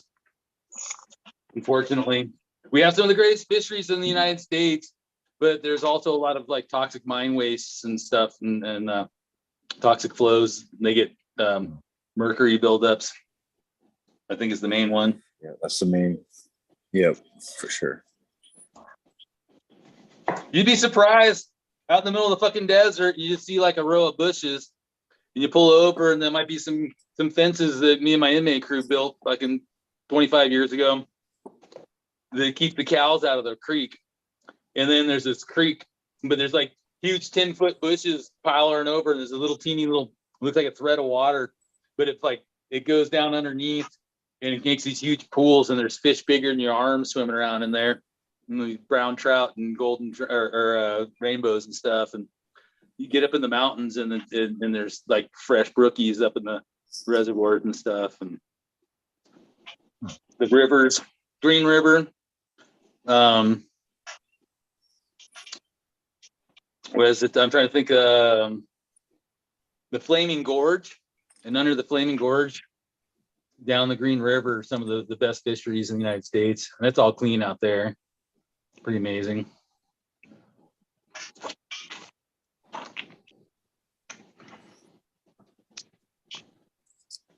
Been too long since I've wet a line. I was just thinking of that too, man. It's been at least 5 years for me.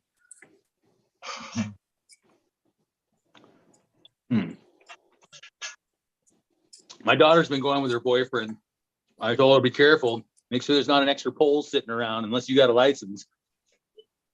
Last time I had a staycation, there was a kid in jail with me last time who was there for fishing without a license. He was there for like 3 fucking weeks in county. That's so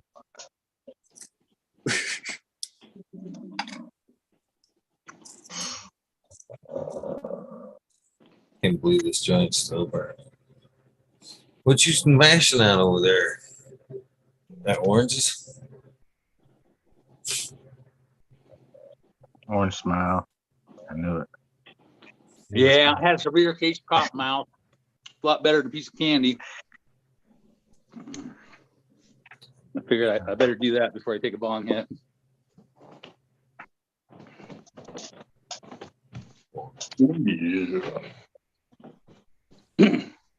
Yeah, I was trying to turn the camera around there before. Smiley was asking about what I was growing, and we went off on dragon tangents. I got something right now that's blowing my mind. How stoked I am! I took the grape pie, I took the Hindu Kush, and I reversed the Hindu Kush into the grape pie, and I'm pretty excited on it.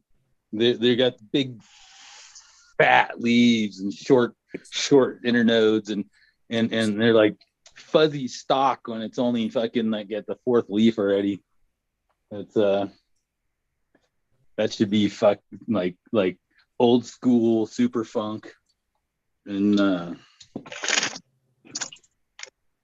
I got what else did I do? I got sour diesel. I've got an old Durban. I took years and years and years to find what I'm hoping to be the one I'm looking for. And that Te Puke Thunder from New Zealand that I've been working on restoring, that I've got started so far. Plus I just took a bunch of clones of this stuff. Where's the lens? There it is. That just disappears. That's funny. Zakistani rock candy. Zakistani. Is that some old school stuff mixed in with some New England rock candy? No, New England rock candy. It's Slurricane 7 and Mazakistani Kush, which is Pakistani Kush from like 10 generations inbred to like super strong purple stinky shit. Zakistan is a little micronation here in the West Desert of Utah. So when you hear me say Zakistani, it means it's been inbred to Utah. The irony is that literally this was like an art project by a guy named Zach, and the Pakistani government sued him to stop using the word Zakistani nation. So it's like multiple independent state in Was it actual independent state in Utah? So Or some it's kind of so weird. it's a micronation. It's literally like a 3-acre piece of fucking scrub desert. It's you got to drive like 20 miles off the highway out dirt roads, 2-track, and then park and then walk a quarter mile across desert to get to the entrance gate. And then there's like 4 slap buildings out there, and they show up every few years and have a little rave out there type of thing.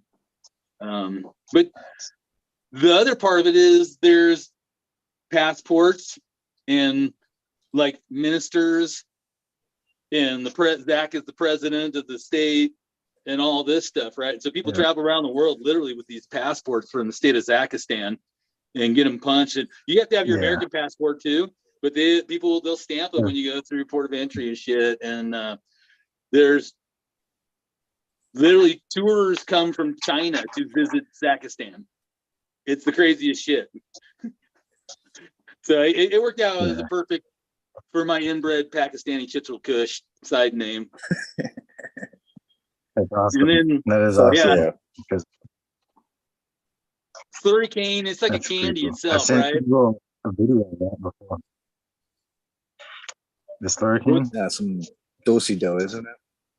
Do-si-do purple punch? Yeah, something like that. Something like that. I've actually Here, I'll sent pack you a slurry cane video S1s. on Zakistan Eagle a long time ago, Eagle. I sent you a video on that, on the Zakistan a long time ago. Yeah, I know. Yeah, Dark that's purple. crazy. I was just thinking about it when you said that. Like, holy shit. There must be like a mini documentary on it. Busted Up Eagle. Let's see a little mini doc. I wanted to make a Weed Nerd World like that. I was like, we need to make a Weed Nerd World like that. Just like it was so crazy, like the ideas I was having when I saw that. It was crazy. That was awesome. Those the hybrids with the inbred land race cultivars back to the end of these polyhybrids really produce some fucking amazing both feminized and regular F1s. I'm pretty psyched on that process that I've been working out, and I know other people do the same thing. Great stuff to jump on. Oh, sure. This one though, thousands. I don't know how many thousand seeds I've grown, and I got two or three plants out of this test run of the Zakistani Kush that do this to me, where it literally, like, I've been up since 2 a.m. this morning because my body was so fucked up as the storm was rolling through, and I did yoga from 2 till about 6, just trying to get my body to relax, right? So like when I'm smoking, it's not just recreation, and this one here, it literally like feels like the back of my head's peeling off, and then like a zipper's going down my spine, and it's unzipping the fucking tension in the spine, and it comes out the fingers, and it feels like there's light shooting out the tips of my fingers, and then like the blood opens up down through my lower trunk and then my legs and my toes. My toes fucking get all warm and tingly and stuff. And that's, you got to be fucked up like I am to really experience shit like this, I think. But other people, It sounds appealing. Right? Right. I'd smoke one. I did down that road one time. What the hell? Sounds interesting. Sounds interesting. Put me on the couch later. You know, like I'm able to function for several hours. Maybe if I take too much, it's like 5-6 hours later, I got to take a little nap. But unlike the Green Dragon, it's 45 minutes later, I'm asleep. Yeah, but the flavor, like you taste it on the exhale, right? You taste it on your tongue, a couple of minutes. But like I smoke in the basement and I walk upstairs and then like it comes wafting up 10 minutes later. It's like, what's that smell? What's that? Oh, yeah. I like that's how all weed should be, right? That's the way they make it out in the fucking Reefer Madness videos anyway. Damn. That's the way it should be. That looks pretty cool, right? Dude, this artwork is amazing. So fun to watch. Is that one commissioned out? You're muted. Kowski, you're muted. You know he's singing and Disco Raven right now. Yeah, Come on, I've shown you don't mute the side of your this one before. But I was just fucking around with some caulking today, making some waves.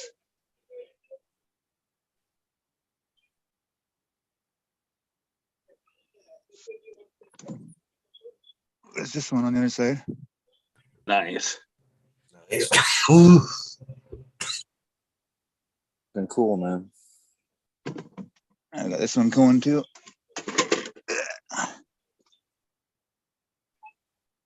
Like maybe on the 420 special, you can auction one of those fuckers off, man. Get you a fucking donation fund going for some more art supplies, bud. I'm sure some weed nerd wants some of that shit. Should redo this Weed Nerd World one I had kind of going, but I never got the pot leaf to look just right. It don't look like a pot leaf. It still looks pretty neat. No, it used to be one on there, but it got worn out. Zombie throwing it into trees and snowbanks and shit. Pretty fun. That was fun watching that. So if you mount these things on a post with the bearing, do they work like a windmill? Do they spin in the wind? No, they're a little bit heavy for that. I mount them on stationary on sycamore blades, and that becomes like the Gotcha. The stock.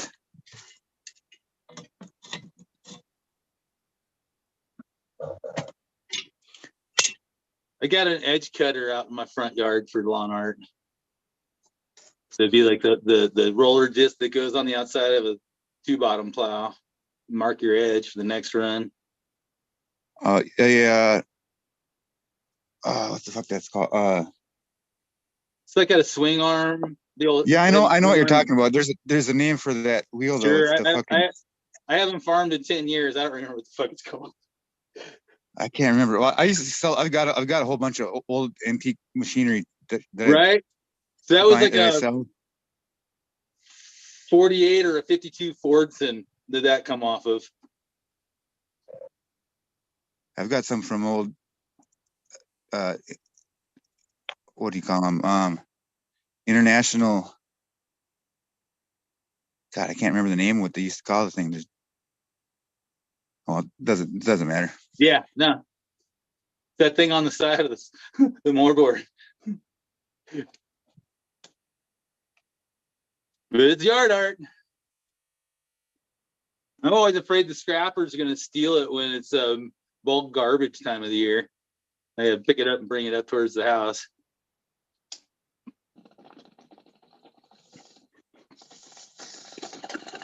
I've got a bunch of old wheels and pulleys and shit.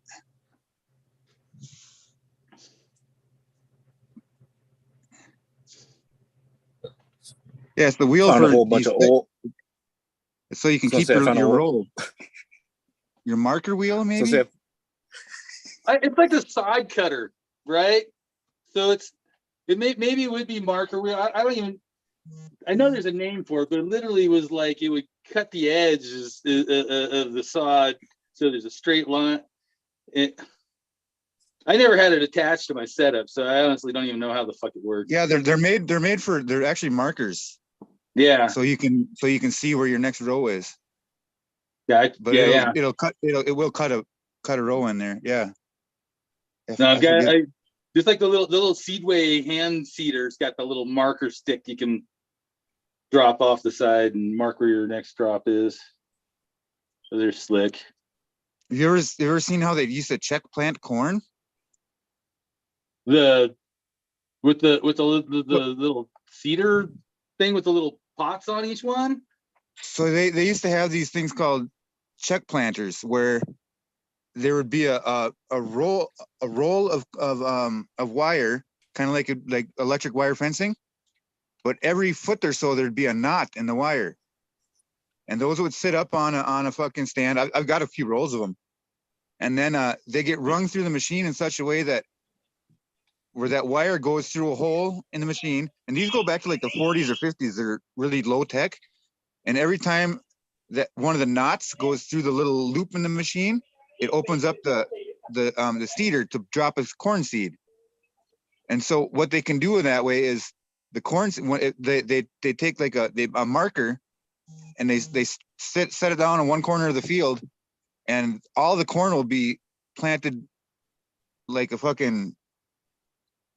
computer did it. Like every foot there'll be That's a corn computer. plant, and then they That's a can computer. and then they would diagonally, they would go the diagonal again, and they would plant another row diagonally, and so it was crazy how they would do that. I've never heard of that, but it makes sense. And that literally, like the abacus, right? Beads on a stick was the original computer, right? That is a little computer doing it there, but it's a simple one. That's pretty neat though. There's an Egyptian math timetable too. That's like, if I would have learned it in first grade, math would have been so damn much easier. Forget how it goes, but no, check planting, man. I kind of want to check plant some shit one of these days. 2-row corn planter with hemp. I think I might have even planted them 3 different directions. Kind of. You think about the old video driving down past corn rows. Kind of what it looks like. You know, you're looking down those rows at different angles. The angles change as you go by, and you get that fan look as the perspective. Yep. Sometimes nowadays you can still see, you'll see that if they get lucky, where you can see them at an angle. But it's so close together that now. was on purpose. It's so close together now. It's like so hard to see the lines. And it might have been every 8 inches. I can't remember what the normal. Well, that changed with hybridization and fertilization. So it was originally 18 inches was as close as you could put them together, and now they plant them on 6 inches. It's fucking nuts. But they force feed it with the anhydrous and ammonia, and it's all super hybrid. And then it's like a lot of places, it's not even soil. It's like a bunch of chopped up fucking tires from tractors, and then it's like hydrochem farm. What these wheels that I paint are, what they were for, is like after the corn would emerge, the other weeds in the field, they would just like they would disc it or they would drag it first or whatever, but prepare it for the corn or for the seed. But they call it like the yellow or the white stage, maybe, where there's just like where weeds just have this like a white little mat of a root on them, and they're like right up on the surface. And these would come by, and they go kind of fast with them. And it's hard to tell with these ones right here, but there's a little bit of a spoon on the edge of each one of these points that comes off here, and they would work where they would just like pluck that little white weed out of the ground. But they would do it when the corn was old enough to where it wouldn't hurt the corn. But like, yeah, I've watched some videos on it where they get pretty, like they're pretty precise about it. But yeah, they were weeding implements. My dad told me when I had my farm, and I'd like tell him like, "Fuck, Dad, I spend 80% of my time fucking pulling weeds. I can't get the help to work a quarter as fast." And blah blah blah. He's like, so now you know why your great uncles all sprayed that chemicals all over the field when it showed up. They thought it was magic. They spent most of their lives cultivating fields. Well, then after these would come up, they would have an actual cultivator where it would be like a mounted cultivator on a row crop tractor. For corn, they would even have. I've seen ones where the tractors like are on stilts almost. They look like they would straddle the corn. Yeah, but like 6 feet tall, they'll still be driving down to cultivate and spraying. Now they're pumping anhydrous ammonia and well, back then they didn't use any chemicals. They would cultivate between each row, where there would just be like a row of they look like arrows almost, where it's like it comes to a point. The cultivator, I forget what they call them, the shoes or whatever, the little points that they have. Yeah. Another thing you would do is if you get really high mounds in your field, right? And you had flood irrigation. You just plowed it up at the top of those mounds and the furrows, and the weeds wouldn't grow up above. They'd only grow where the water was down below, and they would drop its roots down into the soil where the water is. Another technique you can use. Yeah, they had a lot of it figured out back in the day. Had Especially to. like it's funny seeing people clamoring over how to make a hemp harvesting machine. But then again, everyone goes about doing it different than they used to then, and you don't really field ret it anymore or anything. I seen how they like process hemp back in the day, just like 2x6, like a T. Just chopping that shit into fiber. I would hopefully they can upgrade that shit by now. Dude, Oh yeah, where they shock pull it through a breakers, nail and shit. Yeah, The guys- fuck yeah.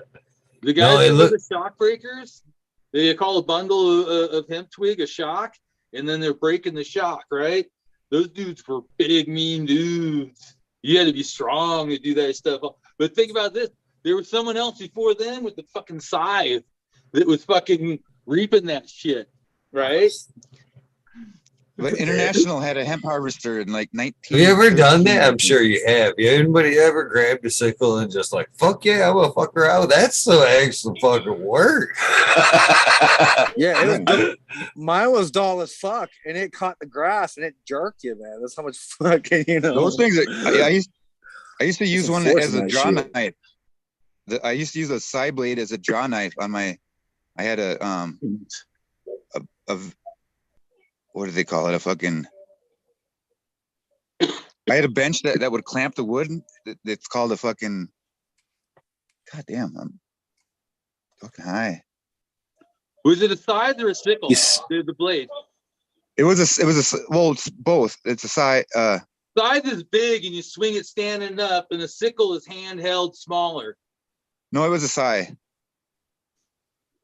But the That's a blade big, on it, I long, mean, kind the of metal on it would straight stay. line size blade. It was like 3 feet long probably, but like Yeah.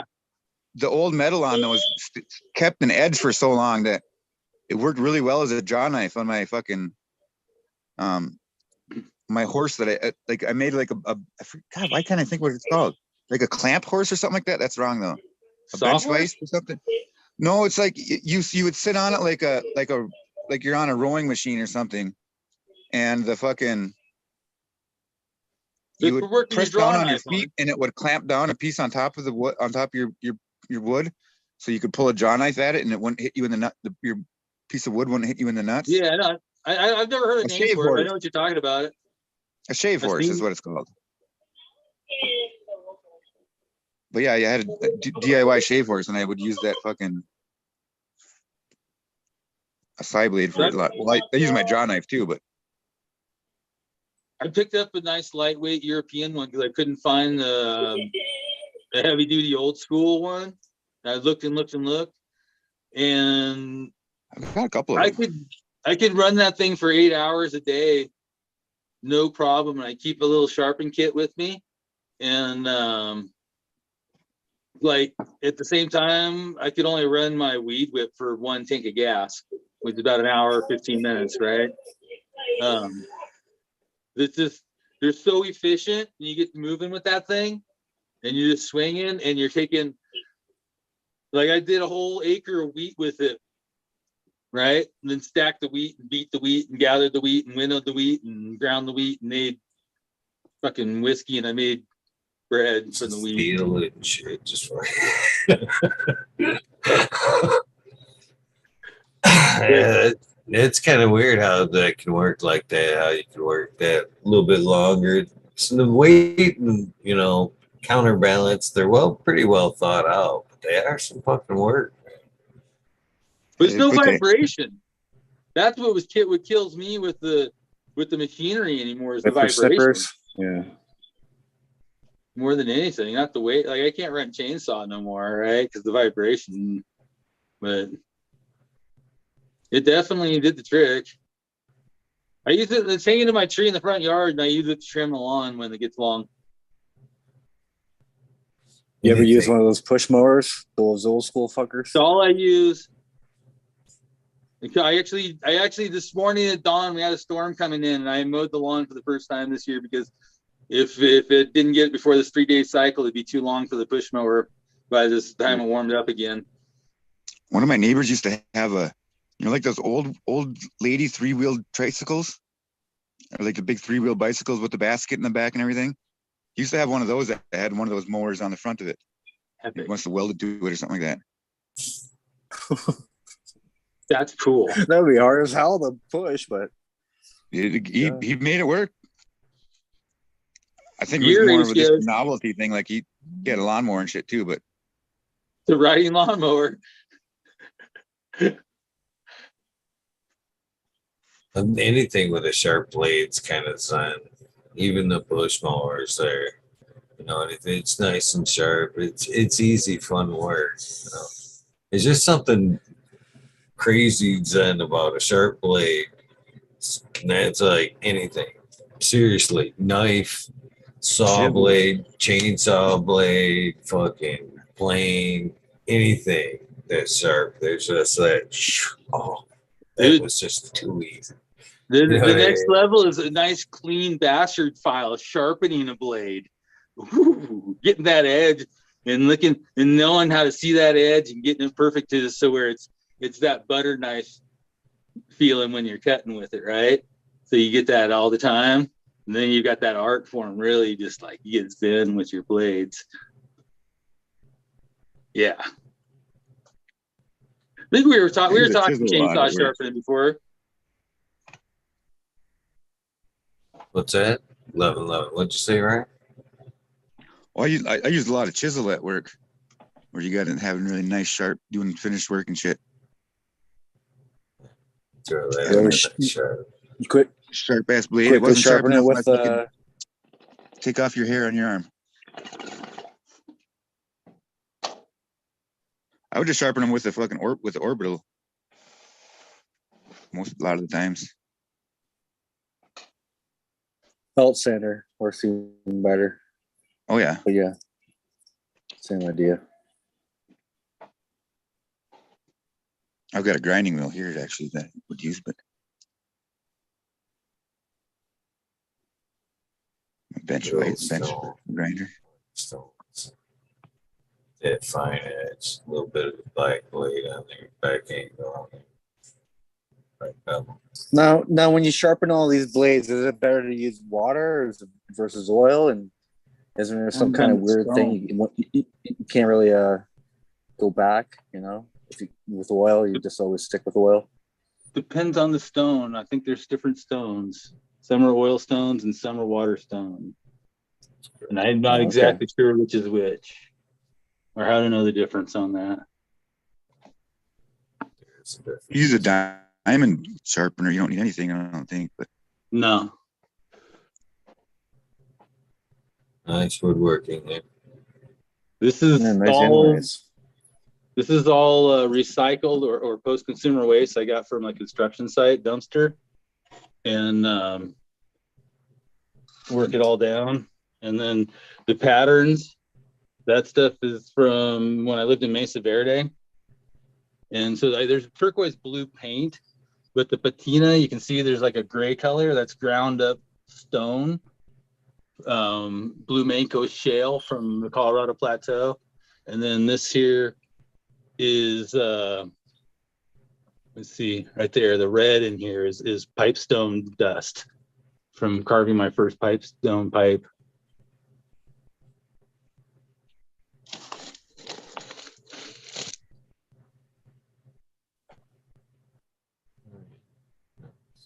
cool. Fun stuff. Let's see, I was talking about some other woodworking, wasn't I? Let's see here. You ever worked with tamarack?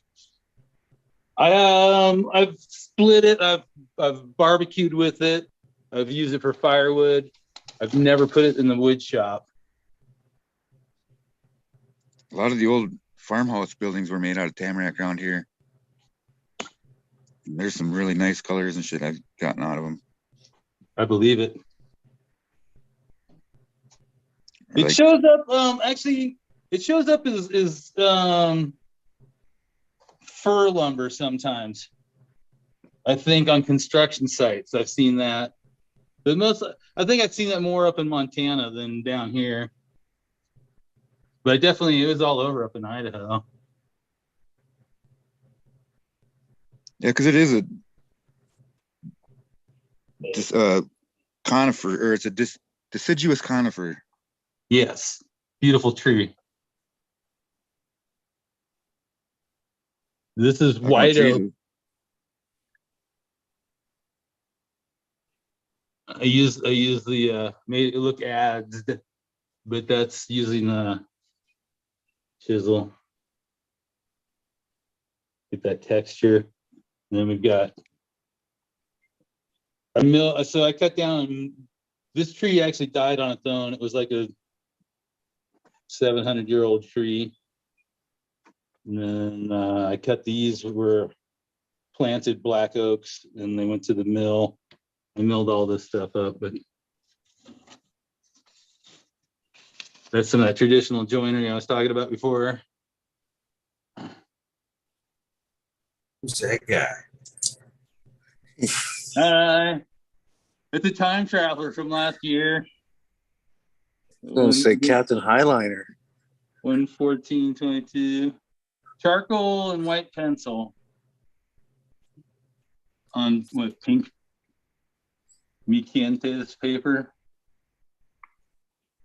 I gotta do another. It's been a year since I've done one. I don't know. Have I ever shown you guys this stuff? What we got here? I'm gonna walk it down at the 20 boys. Oh, that's a cool painting. There's the top of an old crock pot that I made out of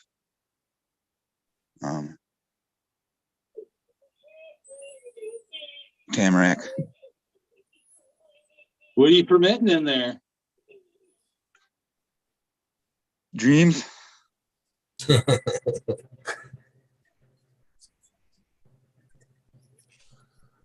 I sold that for a bunch of money. You know, I watched this thing the other day on alchemy and producing a philosopher's stone. There's basically the premise was they claimed to have found like a manual to break down the philosopher's stone, how to make one. Anybody here want to tell me what the main ingredient was?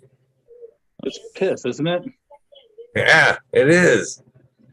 It is. You cook it for a couple of years. Years and years and years of fermenting and boiling it down until you get your stone.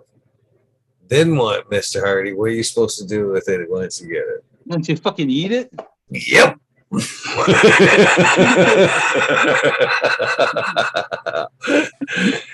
Yeah, that's exactly right. Yeah. I was like, what? You gotta be shit. Yeah, completely surprised by that. I was. Yeah. But that's like supposedly like the one of the alchemy things that someone actually did it, and there's been like a dozen people who've actually done it and Disappeared, right? There's a few that's done it and supposedly disappeared afterward. But the moral of this is kind of funny though. And I'm not doubting what's been written, what they say. You know what I mean? I'm not doubting powers. But I'm just saying here, think of all the famous people looked up upon in history, alchemists that were boiling piss. oh yeah, in the background. nice. Right? Then eating it. So how many gallons of piss do we need to boil down? Oh, it says years and a lot. Yeah, it's like all your piss every day, and you're supposed to be eating something. It's supposed to be enhance it. fresh. Your morning piss too. Yeah, it's Powerful one. so you're going. It's like the phosphorus in there is one of the main ingredients you're getting in the urea. And it's weird because I've been studying metallurgy lately, and these things totally, like you're going to create like a hydrochloric acid to put it in there, and you get monoatomic gold, right? And it's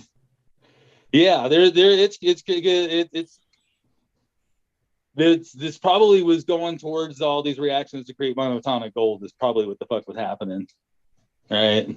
I don't know. Some people say it's a mushroom. Some people say it's that thing. I don't know. This has been a few things over the years. I mean, the Egyptians used it for a mouthwash. Oh, yeah. Well, we used to clean clothes with piss, with the urea from the pit, or the ammonia from piss. Mix it with lye from ashes. Urine and ashes used to be what they made soap out of. Man, it is the 20. Cheers, boys. See this high-tech chair I made at work one day? Nice. Worked though, didn't it? Nice.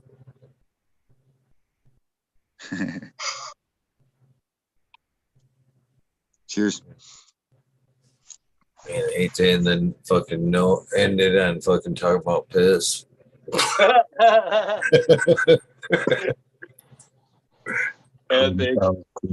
Golden showers to all. All right, boys. Peace out. Later, guys. Everyone. Don't forget the well, we got the two silvers for one, two seeds for one silver. Check it out on Instagram.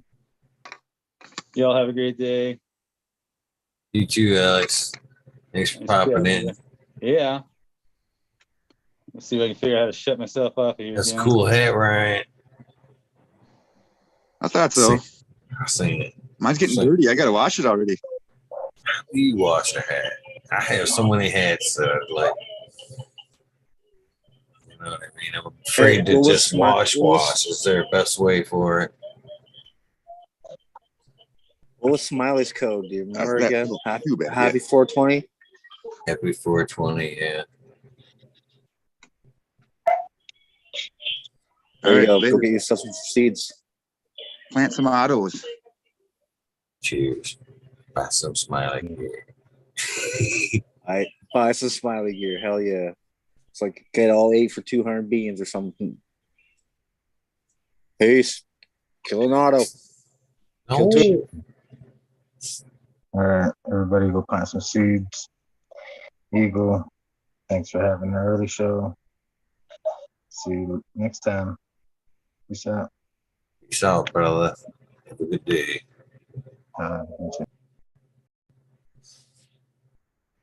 With that being said, you guys have a good evening. Thank you for tuning into this early episode of the Weed Nerd World.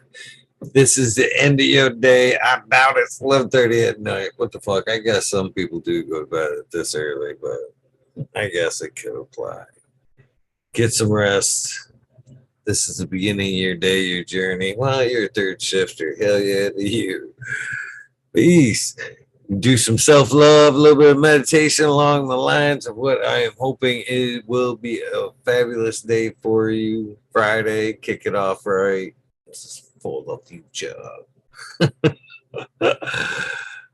Have a great day. I will see you tomorrow night. I think there might even be a fucking talking shit with Eagle. Gotta look. Hopefully there is. If not, there'll be a Weed Nerd World. With that being said, have an amazing day. Random acts of kindness do save lives. Don't forget that part. That's the important part. Do something nice for somebody, for reals. That being said, have an amazing day.